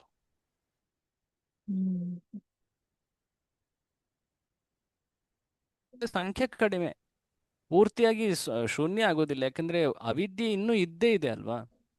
ಒಳಗಡೆ ಅವಿದ್ಯೆ ಇರೋದ್ರಿಂದ ಯಾವುದೇ ಸಮಯದಲ್ಲೂ ಕೂಡ ಅದು ಪಾಪ ರೂಪದಲ್ಲಿ ಹೊರಬರಬಹುದು. ವಿವೇಕಿಗಳು, ಜ್ಞಾನಿಗಳು ಕೂಡ ಕೆಲವೊಮ್ಮೆ ಪಾಪವನ್ನು ಎಸಗ್ತಾರೆ ಅಂತ ಕೃಷ್ಣ ಹೇಳಿದಾನೆ. ಅಸಹಾಯಕರ, ಯಾಕೆಂದ್ರೆ ಅವಿದ್ಯೆ ಅನ್ನೋದು ಅದು ಚಿತ್ತದಲ್ಲಿ ಇರುವಂತಹ ಮಾಲಿನ್ಯ. ಬಟ್ ಭಕ್ತಿಯಲ್ಲಿ ಏನಾಗುತ್ತೆ, ಆ ಅವಿದ್ಯೆಯ ನಾಶವಾಗ್ತದೆ. ಸ್ಥಿರವಾಗಿ ಸ್ಥಿರತೆಯನ್ನು ಪಡೆದವನು ಭಕ್ತಿಯಲ್ಲಿ, ಅನರ್ಥ ನಿವೃತ್ತಿಯನ್ನು ದಾಟದವನು, ಆತ ಎಂದೂ ಕೂಡ ಮತ್ತೆ ಪಾಪಗಳನ್ನು ಎಸಗೋದೇ ಇಲ್ಲ. ಬಟ್ ಆ ಸ್ಥಾನವನ್ನು ತಲುಪೋದಕ್ಕೆ ಮುಂಚೆ ಕೆಲವೊಮ್ಮೆ ಆ ಲೌಕಿಕತೆ, ಹಿಂದೆ ನೋಡಿದ್ವಲ್ವ, ಪ್ರಾಪಂಚಿಕತೆ ಅಥವಾ ಕೆಲವೊಮ್ಮೆ ಆ ರೀತಿ ಆಚಾರದಲ್ಲಿ ವ್ಯತ್ಯಯ ಆಗಬಹುದು. ಬಟ್ ಆತ ಭಕ್ತಿಯಲ್ಲಿ ಎಂದೂ ಕೂಡ ನಿಲ್ಲೋದಿಲ್ಲ, ಮುಂದುವರಿತಾ ಹೋಗ್ತಾನೆ. ಆ ಸ್ಥಿರತೆಯನ್ನು ತಲುಪಿದ ಮೇಲೆ ಆ ರೀತಿಯಾದಂತಹ ಡಿಸ್ಟರ್ಬೆನ್ಸಸ್, ವ್ಯತ್ಯಯಗಳು ಕೂಡ ಆಗೋದಿಲ್ಲ. ಸೊ ಭಗವಂತ ಭಕ್ತಿಯ ಮಹಿಮೆಯನ್ನ ಭಗವದ್ಗೀತೆಯಲ್ಲಿ ಸಾಕಷ್ಟು ವರ್ಣನೆ ಮಾಡಿದ್ದಾನೆ. ಮುಂದೆ ಓದಿ. ಇನ್ನು ಬ್ರಾಹ್ಮಣನ ಅರ್ಹತೆಗಳ ಬಗ್ಗೆ ಹೇಳುವುದೇನಿದೆ? ಭಕ್ತನಾದವನಿಗೆ ಅವನು ಬ್ರಾಹ್ಮಣ ಕುಲದಲ್ಲಿ ಹುಟ್ಟದಿದ್ದರೂ ಯಜ್ಞಯಾಗಾದಿಗಳನ್ನು ಮಾಡುವ ಸದ್ಬ್ರಾಹ್ಮಣನ ಅರ್ಹತೆಗಳು ತಂತಾನೇ ಬಂದು ಬಿಡುತ್ತವೆ. ಭಗವಂತನ ಮಹಿಮಾತಿಶಯ ಅಂತದು. ಅವನು ಬ್ರಾಹ್ಮಣ ಕುಲದಲ್ಲಿ ಹುಟ್ಟಿದವನನ್ನು ಶ್ವಪಚನನ್ನಾಗಿ, ಕೀಳು ಜಾತಿಯವನನ್ನಾಗಿ ಮಾಡಬಲ್ಲನು ಮತ್ತು ಕೀಳು ಜಾತಿಯ ಶ್ವಪಚನನ್ನು ಭಕ್ತಿಯ ಸೇವೆಯ ಬಲದಿಂದಲೇ ಉತ್ತಮ ಬ್ರಾಹ್ಮಣನನ್ನಾಗಿ ಮಾಡಬಲ್ಲನು. ಸೊ ಶ್ವಪಚ ಅಂದ್ರೇನು? ನಾಯಿ ತಿನ್ನೋ. ಶ್ವ ಅಂದ್ರೆ ನಾಯಿ, ಶ್ವಾನ. ನಾಯಿಯನ್ನ ತಿನ್ನೋರ್ಗೆ ಶ್ವಪಚರು ಅಂತಾರೆ. ಚಾಂಡಾಲ ಅಥವಾ ಏನೋ ಯವನ ಚಾಂಡಾಳರು ಅಂತ. ಸೊ ಅಂತಹ ಜನ್ಮ, ಅಂತಹ ಕಾರ್ಯಗಳೇನಿವೆ ಅವು ವರ್ಣಾಶ್ರಮದ ಅಂತ್ಯಜರು ಅಂತ ಹೇಳ್ತಾರೆ, ಹೊರಗಿನವರು. ಆಕ್ಚುಲಿ ಬ್ರಾಹ್ಮಣ, ಕ್ಷತ್ರಿಯ, ವೈಶ್ಯ, ಶೂದ್ರ ಇವುಗಳಿಗೂ ಕೆಳಗಿನವರು ಇವರು. 10ನೇ ವರ್ಗ, ಅವು 4 ವರ್ಗಗಳಿವೆ, 8, 9, 10 ಅವು ಕೂಡ ಇದ್ದಾವೆ. ಯವನ, ಖಸ, ಕಿರಾಟ, ಹೂಣ, ಅನೇಕ ಶಬ್ದಗಳು ಬರ್ತದೆ. ಶ್ವಪಚ, ಚಾಂಡಾಳ, ಯವನ. ಸೊ ಅಂತಹ ಜನ್ಮ ಪಡೆದವನೂ ಕೂಡ ಉತ್ತಮ ಬ್ರಾಹ್ಮಣನಾಗಬಲ್ಲ. ಯಾವಾಗ? ಭಕ್ತಿಯನ್ನು ಪಾಲಿಸಿದಾಗ, ಭಕ್ತಿ ಸೇವೆ. ಬಟ್ ಅಂತಹ ಒಬ್ಬ ಬ್ರಾಹ್ಮಣ ಕುಲದಲ್ಲಿ ಹುಟ್ಟದವನು ಕೆಲವೊಮ್ಮೆ ಆ ರೀತಿಯಾದಂತಹ, ಈಗ ನೋಡಿದ್ವಲ್ಲ, ನೃಗರಾಜ ಯಜ್ಞನಿಷ್ಠ, ದಾನಶ್ರೇಷ್ಠ, ಬಟ್ ಹಲ್ಲಿ ಆಗ್ಬಿಟ್ಟ, ಮನುಷ್ಯ ಬಿಟ್ಬಿಡಿ, ಆಯ್ತಲ್ವಾ? ಸೊ ಈ ರೀತಿಯಾಗಿ ಆತ ಕೀಳು ಜಾತಿ, ಕೀಳು ಜನ್ಮವನ್ನು ಪಡಿಬಹುದು ಭಕ್ತಿಯನ್ನು ಸ್ವೀಕರಿಸ್ತಾ ಇದ್ರೆ. ಸೊ ಪಾಯಿಂಟ್ ಏನು, ಭಕ್ತಿ ಎಷ್ಟು ಶ್ರೇಷ್ಠ ಅನ್ನೋದು ಇಲ್ಲಿ ತಿಳಿತಾ ಇದೆ. ಸೊ ಭಕ್ತಿಯ ಮಹಿಮೆಯನ್ನ ಹೇಳಿದ ಮೇಲೆ ಭಗವಂತ ಹೇಗೆ ಭಕ್ತರ ಮಾರ್ಗದರ್ಶನವನ್ನ ಮಾಡ್ತಾನೆ ಅನ್ನೋ ಒಂದು ಅಂಶ ಬಹಳ ಚೆನ್ನಾಗಿ ಇಲ್ಲಿ ಪ್ರಭುಪಾದರು ಹೇಳ್ತಾರೆ. ನಾನು ಅದನ್ನ ಓದ್ತಾ ಇದ್ದೀನಿ ನೋಡಿ. ಪ್ರಭುಪಾದರು ಹೇಳ್ತಾರೆ, ಸರ್ವಶಕ್ತನಾದ ಭಗವಂತನು ಎಲ್ಲರ ಹೃದಯದೊಳಗೂ ನೆಲೆಸಿರುವುದರಿಂದ ಅವನು ತನ್ನ ನಿಜವಾದ ಭಕ್ತರಿಗೆ ಸನ್ಮಾರ್ಗದಲ್ಲಿ ನಡೆಯುವ ಬಗ್ಗೆ ನಿರ್ದೇಶನಗಳನ್ನು ಕೊಡಬಲ್ಲನು. ಸೊ ಭಗವಂತ ಪರಮಾತ್ಮನಾಗಿ ಎಲ್ಲರ ಹೃದಯದಲ್ಲಿ ವಾಸವಾಗಿದ್ದಾನೆ, ಭಕ್ತರ ಹೃದಯದಲ್ಲಂತೂ ಖಚಿತವಾಗಿದ್ದೇ ಇದ್ದಾನೆ. ಸೊ ಅಲ್ಲಿ ಆತ ನಿರ್ದೇಶನಗಳನ್ನು ಕೊಡ್ತಾನೆ, ಡೈರೆಕ್ಷನ್ಸ್, ಸಲಹೆ ಅಥವಾ ಆ ಮಾರ್ಗವನ್ನು ತೋರಿಸ್ತಾನೆ. ದದಾಮಿ ಬುದ್ಧಿ ಯೋಗಂ ತಂ, ಆ ಬುದ್ಧಿಯನ್ನು ನೀಡ್ತೀನಿ ನಾನೇ ಅಂತ ಹೇಳಿ ಕೃಷ್ಣ ಹೇಳಿದ್ದಾನೆ. ಅಂಥ ನಿರ್ದೇಶನಗಳನ್ನು ವಿಶೇಷವಾಗಿ ಭಕ್ತರಿಗೆ ಅವರು ಬೇರೆಯದನ್ನು ಬಯಸಿದರೂ ಕೊಡಲಾಗುವುದು. ಅಂದ್ರೇನು, ಕೆಲವೊಮ್ಮೆ ಭಕ್ತರು ಇದು ಬಹಳ ಸಾಧಕರಿಗೆ ಬಹಳ ಅನ್ವಯ ಆಗುವಂಥದ್ದು. ಬಹಳ ಇಂಟ್ರೆಸ್ಟಿಂಗ್ ಅಂಶ ಇದೆ, ಸ್ವಲ್ಪ ಗಮನ ಕೊಡಿ, ಇನ್ನೇನು ಕಂಪ್ಲೀಟ್ ಆಗ್ಲಿಕ್ಕೆ ಬಂತು. ಕೆಲವೊಮ್ಮೆ ಭಕ್ತಿ ಪಾಲನೆ ಮಾಡಬೇಕಾದ್ರೆ ನಾವು ಭೌತಿಕ ಇಚ್ಛೆಗಳನ್ನು ವ್ಯಕ್ತಪಡಿಸ್ತೀವಿ. ನಮಗೆ ಗೊತ್ತು ಅದು ಸರಿಯಾದದ್ದಲ್ಲ ಅಂತ, ಬಟ್ ಮನಸ್ಸಿನಲ್ಲಿ ಆ ಒತ್ತಡ ಇದೆ, ಇದು ಬೇಕು ಬೇಕು ಬೇಕು ಬೇಕು ಬೇಕು. ಸೊ ಭಕ್ತಿನೂ ಪಾಲಿಸ್ತಾ ಇದ್ದೀವಿ, ಭಗವಂತ ನಾನು ಭಕ್ತಿಲಿ ಮುಂದುವರಿಬೇಕು. ಈ ಕಡೆ ಭೌತಿಕದಲ್ಲೂ ಕೂಡ ನಮಗೆ ಆಸಕ್ತಿ ಇದೆಲ್ಲ ಇದೆ, ಅದು ಕೂಡ ಬೇಕು ಬೇಕು ಅಂತ ಹೋಗ್ತೀವಿ. ಸೊ ಭಗವಂತ ಏನ್ ಮಾಡ್ತಾನೆ, ನೀನು ಏನನ್ನೇ ಭೌತಿಕ ಬಯಸ್ತಾ ಇದ್ರು ಕೂಡ ನಾನು ನಿನಗೆ ಮಾರ್ಗದರ್ಶನ ಮಾಡೋದನ್ನ ನಿಲ್ಸೋದಿಲ್ಲ. ಭಗವಂತ ನಿಜ ಮಾರ್ಗವನ್ನ ತೋರಿಸ್ತಾನೇ ಇರ್ತಾನೆ. ನಮ್ಮ ಇಚ್ಛೆಗಳು ಶುದ್ಧವಾಗಿಲ್ಲದೆ ಇರೋದ್ರಿಂದ ಭೌತಿಕವಾಗಿದ್ರೂ ಕೂಡ ಆತ ನಮಗೆ ಎಂದೂ ಕೂಡ ಆ ಸನ್ಮಾರ್ಗದ ಮಾರ್ಗದರ್ಶನವನ್ನ ನಿಲ್ಲಿಸೋದಿಲ್ಲ, ತೋರಿಸ್ತಾನೇ ಇರ್ತಾನೆ. ಕೆಲವೊಮ್ಮೆ ನಾವು ನಮ್ಮ ಇಚ್ಛೆಗಳು ಹೇಗಿರ್ತದೆ ಅಂದ್ರೆ ಅವು ಭಕ್ತಿಗೆ ಪ್ರತಿಕೂಲವಾಗುವಂತ ಇಚ್ಛೆಗಳಾಗ್ಬಿಡ್ತವೆ. ಕೆಲವೊಮ್ಮೆ ಅಂತಹ ಭೌತಿಕ ಇಚ್ಛೆಗಳನ್ನ ಮಾಡ್ತಾ ಇದ್ದಾಗ ಭಗವಂತ ಹೇಳ್ತಾನೆ, ಇಚ್ಛೆಗಳನ್ನೇನೋ ಹೇಳ್ತಾ ಇದೀಯಾ, ಬಟ್ ನಾನು ಅದನ್ನು ಪೂರೈಸೋದಿಲ್ಲ. ಯಾಕೆ? ನೀನ್ ನನ್ನ ಭಕ್ತ ಅಲ್ವಾ? ನೀನೇನೋ ಇಚ್ಛೆ ಬೇರೆ, ಅಕಸ್ಮಾತ್ ಭಕ್ತನಾಗಿಲ್ದೇ ಇದ್ರೆ ಜೀವಿ ಇಚ್ಛೆ ಏನಿದೆಯೋ ಅದನ್ನ ಪರಮಾತ್ಮ ಕೊಟ್ಬಿಡ್ತಾನೆ, ಹೌದ್ ತಾನೆ? ಬಟ್ ಭಕ್ತನಾಗಿರೋದ್ರಿಂದ ಜೀವಿ ಭೌತಿಕ ಇಚ್ಛೆಗಳನ್ನ, ವಿಶೇಷವಾಗಿ ಪ್ರತಿಕೂಲವಾದಂಥ ಇಚ್ಛೆಗಳು ಅಂಥವನ್ನ ವ್ಯಕ್ತಪಡಿಸಿದಾಗ ಕೆಲವೊಮ್ಮೆ ಆ ರೀತಿಯಾದಂಥ ಆಸಕ್ತಿಗಳು ಉಂಟಾಗ್ತವೆ. ಆಗ ಭಗವಂತ ಅದನ್ನ ಈಡೇರಿಸ್ಬಿಡ್ತಾನ? ಇಲ್ಲ, ಅವನು ಅದನ್ನು ಈಡೇರಿಸೋದಿಲ್ಲ. ನೋಡಿ ಮುಂದೆ ಅದೇ ಬರುತ್ತೆ, ಓದಿಮ್ಮ ಮಾತಾಜಿ, ಓದಿ.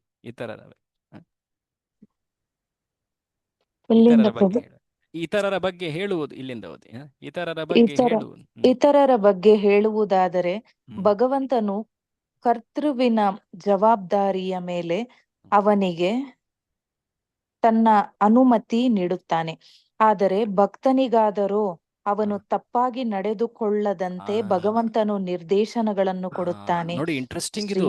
ಹೇಗೆ ಒಂದು ತಂದೆ ತಾಯಿ ಮಕ್ಕಳ ಇಚ್ಛೆಗಳನ್ನ ಪೂರೈಸ್ತಾರೆ, ಬಟ್ ಮಕ್ಕಳು ತಪ್ಪಿಚ್ಛೆಗಳನ್ನು ಮಾಡ್ತಾ ಇದ್ರೆ ತಂದೆ ತಾಯಿ ಪೂರೈಸೋದಿಲ್ಲ. ಅವಾಗ ಮಗುಗೆ ಸಿಟ್ಟು ಬರುತ್ತೆ, ನಾನು ಕೇಳಿದ್ ನೀನ್ ಕೊಡ್ತಾ ಇಲ್ಲ, ನಾನು ಹೇಳಿದ್ದಂಗೆ ನೀನ್ ಮಾಡ್ತಾ ಇಲ್ಲ.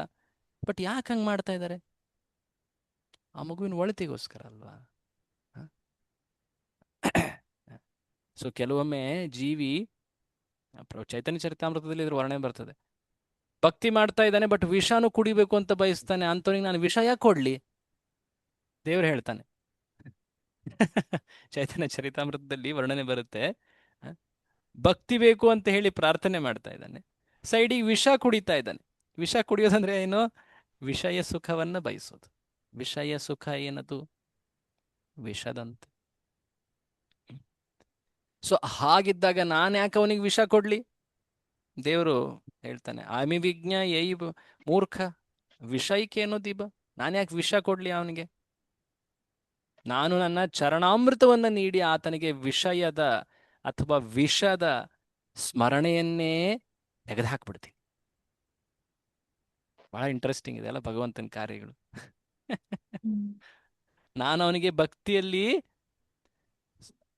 ಸುಖವನ್ನ ನೀಡಿ ನನ್ನ ಆಶ್ರಯವನ್ನ ಆತ ತುಂಬಾ ಗಂಭೀರವಾಗಿ ಹಿಡಿಯೋ ರೀತಿ ಮಾಡಿ ಅದರಲ್ಲಿ ಆತನಿಗೆ ಸುಖವನ್ನ ನೀಡಿ ನನ್ನ ಸ್ವಚರಣಾಮೃತ ದಿಯ ವಿಷಯಿ ಭುಲಾಯಿಬ, ಆ ವಿಷಯವನ್ನ, ವಿಷಯ ಅಂದ್ರೆ ಇಲ್ಲಿ ವಿಷವೇ, ವಿಷ ಮತ್ತೆ ವಿಷಯ ಅವೆರಡು ಒಂದೇ ಸ್ವಭಾವದವೇ, ನಮ್ಮನ್ ಕೊಂದು ಹಾಕ್ತೇವಲ್ವಾ.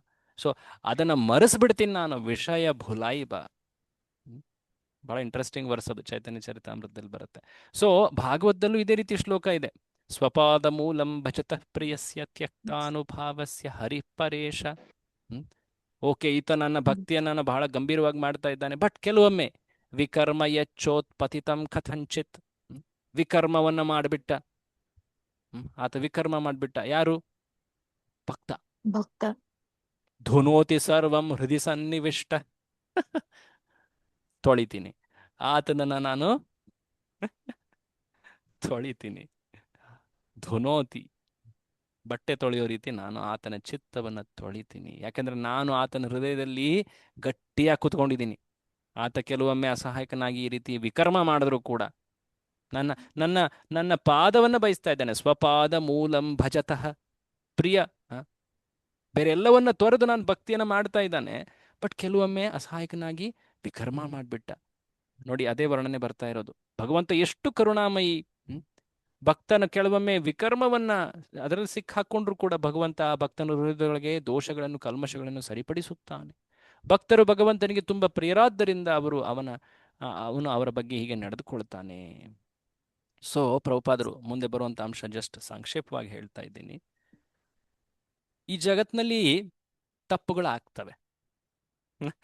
ಭಕ್ತಿ ಮಾರ್ಗವನ್ನು ಸ್ವೀಕರಿಸಿದ ಮೇಲೂ ಕೂಡ ತಪ್ಪುಗಳಾಗ್ತವೆ. ಪ್ರಭುಪಾದ ಹೇಳ್ತಾರೆ, ತಪ್ಪು ಮಾಡೋದು ಮನುಷ್ಯನ ಸ್ವಭಾವ. ಬಟ್ ಒಳ್ಳೆ ಮಾರ್ಗ, ಒಳ್ಳೆ ಆಶ್ರಯವನ್ನ ಹಿಡಿದಿದ್ರೆ ವ್ಯಕ್ತಿ ತಪ್ಪನ್ನು ಸುಧಾರಿಸ್ಕೊಂಡು ಮುನ್ನಡೆಯೋಕೆ ಸಾಕಷ್ಟು ಅವಕಾಶಗಳನ್ನು ನೀಡಲಾಗ್ತದೆ. ವಿಶೇಷವಾಗಿ ಭಗವಂತನ ಆಶ್ರಯದಲ್ಲಿದ್ದರೆ ಭಗವಂತ ನಮಗೆ ಮತ್ತೆ ಸದಾವಕಾಶವನ್ನು ನೀಡ್ತಾನೆ, ಕಠೋರವಾಗಿ ದಂಡಿಸೋದಿಲ್ಲ. ಬಟ್ ನಾವೇನ್ ಮಾಡ್ಬೇಕು? ಪ್ರಾಯಶ್ಚಿತ್ತ ಮಾಡ್ಕೊಳ್ತಾ, ಅಂದ್ರೆ ಪ್ರಾಯಶ್ಚಿತ್ತ ಮಾಡೋದಂದ್ರೆ ಏನು? ಬೇರೆ ಕಾರ್ಯಗಳನ್ನು ಮಾಡೋದಂತ ಅಲ್ಲ, ಭಕ್ತಿಯಲ್ಲೇ ಪ್ರಾಯಶ್ಚಿತ್ತ. ಅಂದ್ರೇನು? ಒಂದು ರೀತಿ ಭಗವಂತ ಎಂಥ ತಪ್ಪು ಕಾರ್ಯಗಳನ್ನು ಮಾಡಿದೆ, ನಾನು ನಿನ್ನ ಭಕ್ತ ಅನ್ಸ್ಕೊಳ್ಳೋದಕ್ಕೆ ನಾನು ನಿಜವಾಗ್ಲೂ ಅರ್ಹನೇ ಅಲ್ಲ, ಕ್ಷಮಿಸು, ನಿನ್ನ ಭಕ್ತಿಯನ್ನು ನಾನು ದೃಢವಾಗಿ ಮಾಡ್ತೀನಿ. ಸೊ ಹೀಗೆ ಭಕ್ತಿಯಲ್ಲಿ ಆಶ್ರಯಿಸಿ ಮುನ್ನಡೆದಾಗ ಭಗವಂತ ಆತನನ್ನ ಬೇಗನೆ ಶೀಘ್ರವಾಗಿ ಮೇಲೆತ್ತುತ್ತಾನೆ. ಸೊ ಭಗವಂತ ಪ್ರಾಮಾಣಿಕ ಭಕ್ತನಿಗೆ, ಇಲ್ಲಿ ಬಹಳ ಇಂಪಾರ್ಟೆಂಟ್ ಅಂಶ ಬರ್ತಾ ಇದೆ, ಇದು ನಿಮ್ಗೆ ಪ್ರಶ್ನೆನೂ ಇದೆ. ಭಕ್ತನಿಗೆ ಸದಾ ಆತ ನಿರ್ದೇಶನಗಳನ್ನು ನೀಡ್ತಾನೆ. ಈ ಲೈನ್ ಓದ್ತೀರಾ ಮಾತಾಜಿ? ಹೀಗೆ ಸುಮ್ಮನೆ ಭಗವಂತನಿಗೆ ಶರಣಾಗಿ ಅವನ ನಿರ್ದೇಶನದಂತೆ ನಡೆಯುವುದರಿಂದ ಎಲ್ಲ ಸಮಸ್ಯೆಗಳು ಪರಿಹಾರವಾಗುತ್ತವೆ. ಅಂತ ನಿರ್ದೇಶನಗಳನ್ನು ಪ್ರಾಮಾಣಿಕ ಭಕ್ತನಿಗೆ 2 ಬಗೆಯಲ್ಲಿ ಕೊಡಲಾಗುವುದು. ಎರಡು ಬಗೆ ಯಾವುದು? 2 ರೀತಿ ಭಗವಂತ ಭಕ್ತರ ಮಾರ್ಗದರ್ಶನ ಮಾಡ್ತಾನೆ, ನಿರ್ದೇಶನಗಳನ್ನು ಕೊಡ್ತಾನೆ. ಯಾವ್ದು 2 ರೀತಿ? ಒಂದನೇದು ಹೇಳಿ, ಓದಿ. ಒಂದು ಬಗೆ ಎಂದರೆ ಸಾಧು ಸಂತರು, ವೇದಶಾಸ್ತ್ರಗಳು ಮತ್ತು ಗುರುಗಳ ಮೂಲಕ. ಇನ್ನೊಂದು ಬಗೆ ಎಂದರೆ ಪ್ರತಿಯೊಬ್ಬರ ಹೃದಯದೊಳಗೂ ಇರುವ ಭಗವಂತನೇ ಸ್ವತಃ ನೀಡುವುದು. ಹೀಗೆ ಭಕ್ತನು ಎಲ್ಲ ವಿಧದಲ್ಲೂ ರಕ್ಷಿತನಾಗಿದ್ದಾನೆ. ಸೊ 2 ರೀತಿ ಭಗವಂತ ಭಕ್ತರ ಮಾರ್ಗದರ್ಶನವನ್ನ ಮಾಡ್ತಾನೆ. ಮೊದಲನೇದು ಸಾಧು ಶಾಸ್ತ್ರ ಗುರು, ಇವರ ಮೂಲಕ. ಇವರೆಲ್ಲರೂ ಕೂಡ ಭಗವಂತನ ಮಾರ್ಗದರ್ಶನವನ್ನೇ ನಮಗೆ ಕೊಡ್ತಾ ಇದ್ದಾರೆ. ಸಾಧು ಸಂತರು ಅಂದ್ರೆ ಭಕ್ತರು, ಶಾಸ್ತ್ರಗಳು ಅಂದ್ರೆ ಭಗವದ್ಗೀತೆ ಭಾಗವತ, ಗುರುಗಳು ದೀಕ್ಷಾ ಗುರುಗಳು ಶಿಕ್ಷಾ ಗುರುಗಳು. 2ನೇ ರೀತಿ ಭಗವಂತನೇ ಸ್ವತಃ ಪರಮಾತ್ಮ, ಭಗವಂತ ನಮ್ಮ ಹೃದಯದಲ್ಲಿರುವನು. ಆತ ಹೇಳ್ತಾನೆ, ಹಿಂಗ್ ಮಾಡ್ಬೇಡ, ಹಾಗ್ ಮಾಡು ಹೇಳ್ತಾ ಇರ್ತಾನೆ ಭಗವಂತ. ನಾವೇ ಒಂದ್ಸಲ ಕಿವುಡರಾಗ್ಬಿಡ್ತೀವಿ. ಆಕ್ಚುಲಿ ಭಗವಂತ ಜೋರಾಗಿ ಹೇಳ್ತಾ ಇರ್ತಾನೆ, ಬಟ್ ಅದನ್ನು ಉಲ್ಲಂಘಿಸಿ ನಡೀತೀವಿ ನಾವು. ಸೊ ಪ್ರಭುಪಾದರು ಏನ್ ಹೇಳ್ತಾರೆ ಕೊನೆಯಲ್ಲಿ? ಹೀಗೆ ಭಕ್ತನು ಎಲ್ಲ ವಿಧದಲ್ಲಿ ರಕ್ಷಿತನಾಗ್ತಾನೆ. ಇದು ನಿಮಗೆ ಪ್ರಶ್ನೆನೂ ಇದೆ ಅಲ್ವಾ? ಹೇಗೆ ನಿರ್ದೇಶನಗಳನ್ನ ದೇವರು ನೀಡ್ತಾನೆ ಪ್ರಾಮಾಣಿಕ ಭಕ್ತನಿಗೆ ಅಂತ? 2 ಮಾರ್ಗ, ಗುರು ಸಾಧು ಶಾಸ್ತ್ರ ಮತ್ತು ಪರಮಾತ್ಮ ಅಥವಾ ಹೃದಯದಲ್ಲಿ ಸ್ಥಿತನಾಗಿರೋ ಭಗವಂತ ಅಂತ. ಸೊ ಹೀಗೆ ನೋಡಿ, ಭಕ್ತಿ ಮಾರ್ಗ ಎಷ್ಟು ವಿಶೇಷ. ವೈದಿಕ ಜ್ಞಾನ ವಿಶೇಷ, ಹೌದು, ದಿವ್ಯವಾದದ್ದು. ಅದರಲ್ಲೂ ಕೂಡ ಭಕ್ತಿ ಮಾರ್ಗ ಇದು ಬಹಳ ವಿಶೇಷ. ಇದರಲ್ಲಿ ಮುಖ್ಯವಾದದ್ದಂದ್ರೆ ಒಬ್ಬ ಗುರುವಿನ ಆಶ್ರಯದಲ್ಲಿ ನಾವು ನೆಲೆಯೂರಿ ಪಾಲಿಸ್ತಾ ಹೋಗ್ಬೇಕು. ಅಲ್ಲೇ ಎಲ್ಲ ಶುಭ ನಿರ್ದೇಶನಗಳು, ಎಲ್ಲ ರೀತಿಯ ಶುಭ ಆಶೀರ್ವಾದಗಳು ದೊರಕ್ತಾ ಹೋಗ್ತವೆ. ಭಗವಂತನ ಕೃಪೆ ದೊರಕುವಂತಹ ನಿಜ ಮಾರ್ಗ ಅದುವೇ. ಆಕ್ಚುಲಿ ಭಗವಂತನೇ ಗುರು ರೂಪದಲ್ಲಿ ನಮಗೆ ಮಾರ್ಗದರ್ಶನವನ್ನ ಮಾಡ್ತಾನೆ. ಸೊ ಗುರುವನ್ನ ಸಾಕ್ಷಾತ್ ಹರಿತ್ವ ಅಂತ ಹೇಳಿದ್ದಾರೆ. ನಾವು ದಿನ ಹಾಡ್ತೀವಲ್ವ, ಸಾಕ್ಷಾತ್ ಹರಿತ್ವ ಏನ ಸಮಸ್ತ ಶಾಸ್ತ್ರೈಹಿ. ನೀನು ಸಾಕ್ಷಾತ್ ಹರಿತ್ವ, ಹರಿತ್ವ ಅಂದ್ರೆ ನೀನು ಆ ಹರಿಯನ್ನೇ ಪ್ರತಿನಿಧಿಸುವ, ನೀನು ಸಾಕ್ಷಾತ್ ಹರಿಯಂತೆ, ಹರಿ ಅಲ್ಲ ಹರಿಯಂತೆ, ವ್ಯತ್ಯಾಸ ಇದೆ. ನೀನು ಭಗವಂತನನ್ನ ಪ್ರತಿನಿಧಿಸ್ತಾ ಇರೋದ್ರಿಂದ ನೀನು ಭಗವಂತನಂತೆಯೇ. ಬಟ್ ನಮ್ಗೆ ತಿಳಿದಿದೆ, ಆ ಗುರುಗೂ ಗೊತ್ತಿರುತ್ತೆ ನಾನು ಭಗವಂತ ಅಲ್ಲ, ಜೀವಿ ಅಂತ. ಸೊ ಭಗವಂತನನ್ನ ಪ್ರತಿನಿಧಿಸ್ತಾ ಇರೋನು ಭಗವಂತನಂತೆ. ಸೊ ಹಾಗಾಗಿ ಆತನನ್ನು ನಾವು ಆಶ್ರಯಿಸಿ ಮುನ್ನಡಿಬೇಕು. ಆತ ನಮ್ಮನ್ನ ಎಲ್ಲ ಈ ರೀತಿಯ ಕಗ್ಗತ್ತಲೆಗಳು, ಎಲ್ಲ ಭ್ರಮೆಗಳು, ಎಲ್ಲ ರೀತಿಯ ಪ್ರಲೋಭನೆಗಳು ಇವುಗಳಿಂದ ಮೇಲೆತ್ತಿ ಮುನ್ನಡೆಸ್ತಾರೆ. ಇದು ಎಲ್ಲ ಮಾರ್ಗಗಳನ್ನ ಗೀತೆ ಭಾಗವತದಲ್ಲಿ ಏನು ವರ್ಣನೆ ಮಾಡಿದ್ದಾರೆ ಅದರ ಉಪದೇಶಗಳನ್ನು ಅವರು ನಮಗೆ ನೀಡ್ತಾರೆ. ವಿಶೇಷವಾಗಿ ಈ ನವವಿಧ ಭಕ್ತಿ ಏನಿದೆಯಲ್ಲ, ಶ್ರವಣದಿಂದ ಪ್ರಾರಂಭವಾಗುವಂಥದ್ದು, ಆತ್ಮನಿವೇದನ ಅನ್ನೋ ಕೊನೆ ಹಂತ ಏನಿದೆ, ಅದೆಲ್ಲವನ್ನ ಕ್ರಮವಾಗಿ ಅವರು ವರ್ಣಿಸ್ತಾ ಹೋಗ್ತಾರೆ. ಅದನ್ನೇ ಕೊನೆಯ ಒಂದು ಪ್ಯಾರಾಗ್ರಾಫ್ ಅಲ್ಲಿ ಓದ್ತಾರೆ, ಹೇಳ್ತಾರೆ. ಇದೊಂದು ಕೊನೆ ಪ್ಯಾರಾಗ್ರಾಫನ್ನ ಇನ್ನೊಬ್ರು ಯಾರೋ ಓದ್ಬೇಕಂತಿದ್ರಿ, ನಾನು ಸ್ಟಾಪ್ ಮಾಡಿದ್ದೆ. ಓದ್ತೀರಾ? ಲಾಸ್ಟ್ ಇದೊಂದು ಓದ್ಬಿಡಿ. ಯಾರು ಓದ್ತೀನಿ ಅಂದಿದ್ರು? I don't know. ನಾನು ಓದ್ಲಾ ಪ್ರಭು? ಓದಿ. ಎಸ್. ಭಗವಂತನ ಮಹಿಮಾತಿಶಯಗಳನ್ನ ಕೇಳುವುದು. ಭಗವಂತನ ಮಹಿಮಾತಿಶಯಗಳನ್ನು ಕೇಳುವುದು ಮತ್ತು ಹಾಡುವುದೇ ಭಕ್ತಿ ಕಾರ್ಯಗಳು. ಪ್ರತಿಯೊಬ್ಬರು ಶ್ರವಣ ಪ್ರಭು ಮತ್ತು ನಂದು ಇಂಟರ್ನೆಟ್ ಪಠಣ ಸ್ತೋತ್ರ ಪಠಣ ಮಾಡಬೇಕೆಂದು ಭಗವಂತನು ಅಪೇಕ್ಷಿಸುತ್ತಾನೆ, ಏಕೆಂದರೆ ಅವನು ಸಕಲ ಜೀವಿಗಳ ಹಿತ ಚಿಂತನೆ. ಭಗವಂತನ ಮಹಿಮಾತಿಶಯಗಳನ್ನು ಕೇಳಿ ಹಾಡುವುದರಿಂದ ಒಬ್ಬನ ಮನಸ್ಸು ಕಲ್ಮಶಗಳಿಂದ ದೂರವಾಗಿ ಅವನ ಭಕ್ತಿಯು ಭಗವಂತನ ಮೇಲೆ ನಡುತ್ತದೆ. ಈ ಅಂಶದಲ್ಲಿ ಭಕ್ತನು ಬ್ರಾಹ್ಮಣನ ಗುಣಗಳನ್ನು ಪಡೆದು ತಮೋಗುಣ ರಜೋಗುಣಗಳು ಸಂಪೂರ್ಣವಾಗಿ ನಾಶವಾಗುತ್ತವೆ. ಭಕ್ತಿ ಸೇವೆಯಿಂದ ಭಕ್ತನಿಗೆ ಜ್ಞಾನೋದಯ ಉಂಟಾಗಿ ಭಗವಂತನನ್ನು ಸೇರುವ ಮಾರ್ಗ ಅವನಿಗೆ ತಿಳಿಯುತ್ತದೆ. ಆಗ ಸಂಶಯಗಳೆಲ್ಲ ನಿವಾರಣೆಯಾಗಿ ಅವನು ಶುದ್ಧ ಭಕ್ತನಾಗುತ್ತಾನೆ. ಆಕ್ಚುಲಿ ಇದು ಭಾಗವತದ ಶ್ಲೋಕಗಳಿವೆ. ಶೃಣ್ವತ ಸ್ವಕತಃ ಕೃಷ್ಣದಿಂದ ಸ್ಟಾರ್ಟ್ ಆಗುತ್ತೆ. 1ನೇ ಸ್ಕಂದದ 2ನೇ ಅಧ್ಯಾಯದಲ್ಲಿ ಪ್ರಭುಪಾದರು ಬಹಳ ಪ್ರಿಯವಾದಂಥ ಶ್ಲೋಕಗಳಿವು. ಅವುಗಳ ಸಂಕ್ಷಿಪ್ತ ಸರಳ ವರ್ಣನೆಯನ್ನು ಮಾಡ್ತಾ ಇದ್ದಾರೆ. ಹೇಗೆ ಶ್ರವಣದಿಂದ ಪ್ರಾರಂಭಿಸಿ ವ್ಯಕ್ತಿ ಕ್ರಮೇಣನಾಗಿ ಶುದ್ಧನಾಗಿ ಭಕ್ತರ ಸೇವೆಯನ್ನು ಮಾಡೋದ್ರಿಂದ ಅದರ ರುಚಿಯನ್ನು ಬೆಳೆಸ್ಕೊಳ್ತಾ, ಆನಂತರ ಶುದ್ಧನಾಗಿ ತದಾ ರಜಸ್ತಮೋ ಭಾವ ಕಾಮಲೋಭಾದಯಶ್ಚಯೇ ಇವೆಲ್ಲವನ್ನ ನಶಿಸ್ತಾ ಮುಂದುವರಿತಾ ಸ್ಥಿತಂ ಸತ್ವೇ ಪ್ರಸೀದತಿ, ಸತ್ವಗುಣದಲ್ಲಿ ನೆಲೆಯೂರ್ತಾನೆ. ಆನಂತರ ಆತನಿಗೆ ಭಗವಂತನ ಭಕ್ತಿಯಲ್ಲಿ ಎಲ್ಲ ರೀತಿಯ ವರ್ಣನೆಗಳು ಜ್ಞಾನೋದಯವಾಗ್ತದೆ. ಅದಾದ ಮೇಲೆ ಆತ ಶುದ್ಧನಾಗಿ ಭಗವತ್ ಪ್ರಾಪ್ತಿಯನ್ನು ಪಡ್ಕೊಳ್ತಾನೆ ಅಂತ. ಸೊ ಇದೆಲ್ಲ ದೊರಕೋದು ಆ ಒಬ್ಬ ಸದ್ಗುರುವಿನ ಮಾರ್ಗದರ್ಶನದಿಂದ. ಆ ಸದ್ಗುರು ಆತ ಭಗವಂತನನ್ನೇ ಪ್ರತಿನಿಧಿಸ್ತಾನೆ. ಆತ ಭಗವಂತನ ನಿರ್ದೇಶನಗಳನ್ನು ನಮಗೆ ನೀಡ್ತಾ ಇದ್ದಾನೆ. ಸೊ ಪ್ರಭುಪಾದರು ಕೊನೆಯಲ್ಲಿ ಬರೀತಾರೆ, ಬಹಳ ಇಂಟ್ರೆಸ್ಟಿಂಗ್. ಇಲ್ಲಿಗೆ ಓದಿಮ್ಮ. ಇನ್ನೊಬ್ರು ಯಾರೋ ಓದ್ತೀರಿ ಅಂದ್ರೆ ದಯವಿಟ್ಟು ಕಂಪ್ಲೀಟ್ ಮಾಡಿ ಲಾಸ್ಟ್ ಲೈನ್. ಆದ್ರು ಐ ಫರ್ಗಾಟ್ ಹರ್ ನೇಮ್. ಓದ್ಲಾ ಪ್ರಭು? ಓದಿ. ಎಸ್, ಓದಿ. ಇಲ್ಲಿಗೆ ದೇವೋತ್ತಮ ಪರಮಪುರುಷನಾದ ಶ್ರೀಕೃಷ್ಣನ ಬಳಿಗೆ ಒಯ್ಯುವ ಜ್ಞಾನವಾದ ಶ್ರೀ ಈಶೋಪನಿಷತ್ತಿಗೆ ಭಕ್ತಿ ವೇದಾಂತ ವ್ಯಾಖ್ಯಾನವು ಮುಕ್ತಾಯವಾಯಿತು. ಸೊ ಹೇಳ್ಬೇಕಂದ್ರೆ ಈ ಈಶೋಪನಿಷತ್ತು ಎಲ್ಲಿ ಪ್ರಾರಂಭವಾಗಿತ್ತು ನೆನ್ಪು ಮಾಡ್ಕೊಳ್ಳಿ, ಎಲ್ಲಿಗೆ ನಮ್ಮನ್ನ ತಲುಪಿಸಿದೆ ಅಲ್ವಾ? ಸೊ ಅದು ಪ್ರಾರಂಭ ಆಗಿದ್ದು ಈ ಈಶಾವಾಸ್ಯ ತತ್ವದಿಂದ ನಾವು ಪ್ರಾರಂಭ ನೋಡಿದ್ವಿ. ಈಗ ಅದು ಎಲ್ಲಿಗೆ ಬಂದಿದೆ? ಭಗವಂತನ ಆಶ್ರಯಕ್ಕೆ ನಮ್ಮನ್ನ ಕರೆದು ತಂದಿದೆ. ಭಗವಂತನ ಕುರಿತಾಗಿ ಜ್ಞಾನ ಉಪಾಸನೆ ಎಲ್ಲವನ್ನ ನಮಗೆ ಸರಿಯಾಗಿ ತೋರಿಸ್ತಾ ತಿಳಿಸ್ತಾ ಕೊನೆಗೆ ಪ್ರಾರ್ಥನೆಗಳ ವಿಭಾಗಕ್ಕೆ ಕರೆತಂದು ನಂತರ ಅದು ಈಗ ಕೊನೆಯ ಸಮಯದಲ್ಲಿ ಹೇಗೆ ಒಬ್ಬ ಜೀವಿ ಪ್ರಾರ್ಥಿಸ್ತಾನೆ ಅನ್ನೋದನ್ನು ಕೂಡ ತಿಳಿಸ್ತಾ ಇದೆ ಅಲ್ವಾ? ಸೊ ಹೀಗೆ ಈ ನಿಮ್ಮ ಬುಕ್ಕಲ್ಲಿ ಈ ಎಲ್ಲ ವರ್ಣನೆಗಳನ್ನ ಇಲ್ಲಿ ಕೊಟ್ಟಿದ್ದಾರೆ. ಹ್ಯಾಂಡ್ ಬುಕ್ ತೋರಿಸ್ತಾ ಇದ್ದೀನಿ, ಕಾಣ್ತಾ ಇದೆಯಾ? ಹರೇ ಕೃಷ್ಣ. ಹ್ಯಾಂಡ್ ಬುಕ್ ಕಾಣಿಸ್ತಾ ಇದೆ ಅಲ್ವಾ? ಹಾಂ. ಸೊ ನೋಡಿ, ನಾನೇನು ಹಿಂದೆ ಏನದನ್ನ ತೋರಿಸಿದ್ದೆ, ಮಂತ್ರ 15ರಿಂದ 18 ಏನಿದೆ, ಇದು ಕೃಷ್ಣನ ಕರುಣೆಯನ್ನು ಸಾಧಿಸಲು ಬಯಸುವ ಭಕ್ತನ ಮುಕ್ತಾಯದ ಪ್ರಾರ್ಥನೆ. ಸೊ ಅದಕ್ಕೆ ಪ್ರಭುಪಾದರು ಇದನ್ನ ಈಶೋಪನಿಷತ್ತಿನ ವರ್ಣನೆ ಹೇಗೆ ಮಾಡ್ತಾ ಇದ್ರು ಅಂದರೆ, that which brings closer to Isha. ಆ ಜ್ಞಾನ, ಯಾವ ಜ್ಞಾನ? ಈಶನ ಬಳಿಗೆ ನಮ್ಮನ್ನು ಕರೆದೊಯ್ಯುವಂತಹ ಜ್ಞಾನ, ಅದು ಈ ಈಶೋಪನಿಷತ್ತು. ಸೊ ಹೀಗೆ ಈ ಈಶೋಪನಿಷತ್ತು ಗ್ರಂಥ ನೋಡ್ಲಿಕ್ಕೆ 18 ಶ್ಲೋಕ, ಬಟ್ 18 ಶ್ಲೋಕದಲ್ಲಿ ನಾವು ಎಷ್ಟೆಲ್ಲ ವಿಶೇಷ ಅಂಶಗಳನ್ನು ಪ್ರಭುಪಾದರ ವರ್ಣನೆಯಲ್ಲಿ ಕಂಡಿದ್ದೀವಿ.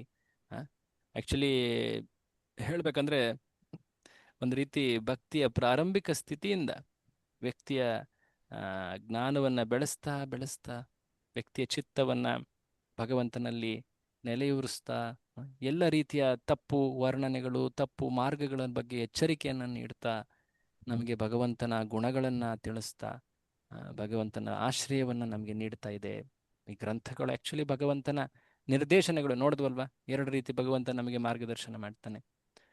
ಮೊದಲನೇದು ಯಾವುದದು? ಮೊದಲನೇ ವಿಧ ಯಾವುದು? ಗುರು ಸಾಧು ಶಾಸ್ತ್ರ. ಗುರು ಸಾಧು ಶಾಸ್ತ್ರ. ಗುರುಗಳು ಮತ್ತು ಸಾಧು ಶಾಸ್ತ್ರ. ಎರಡನೇದು ಪರಮಾತ್ಮ. ಪರಮಾತ್ಮ.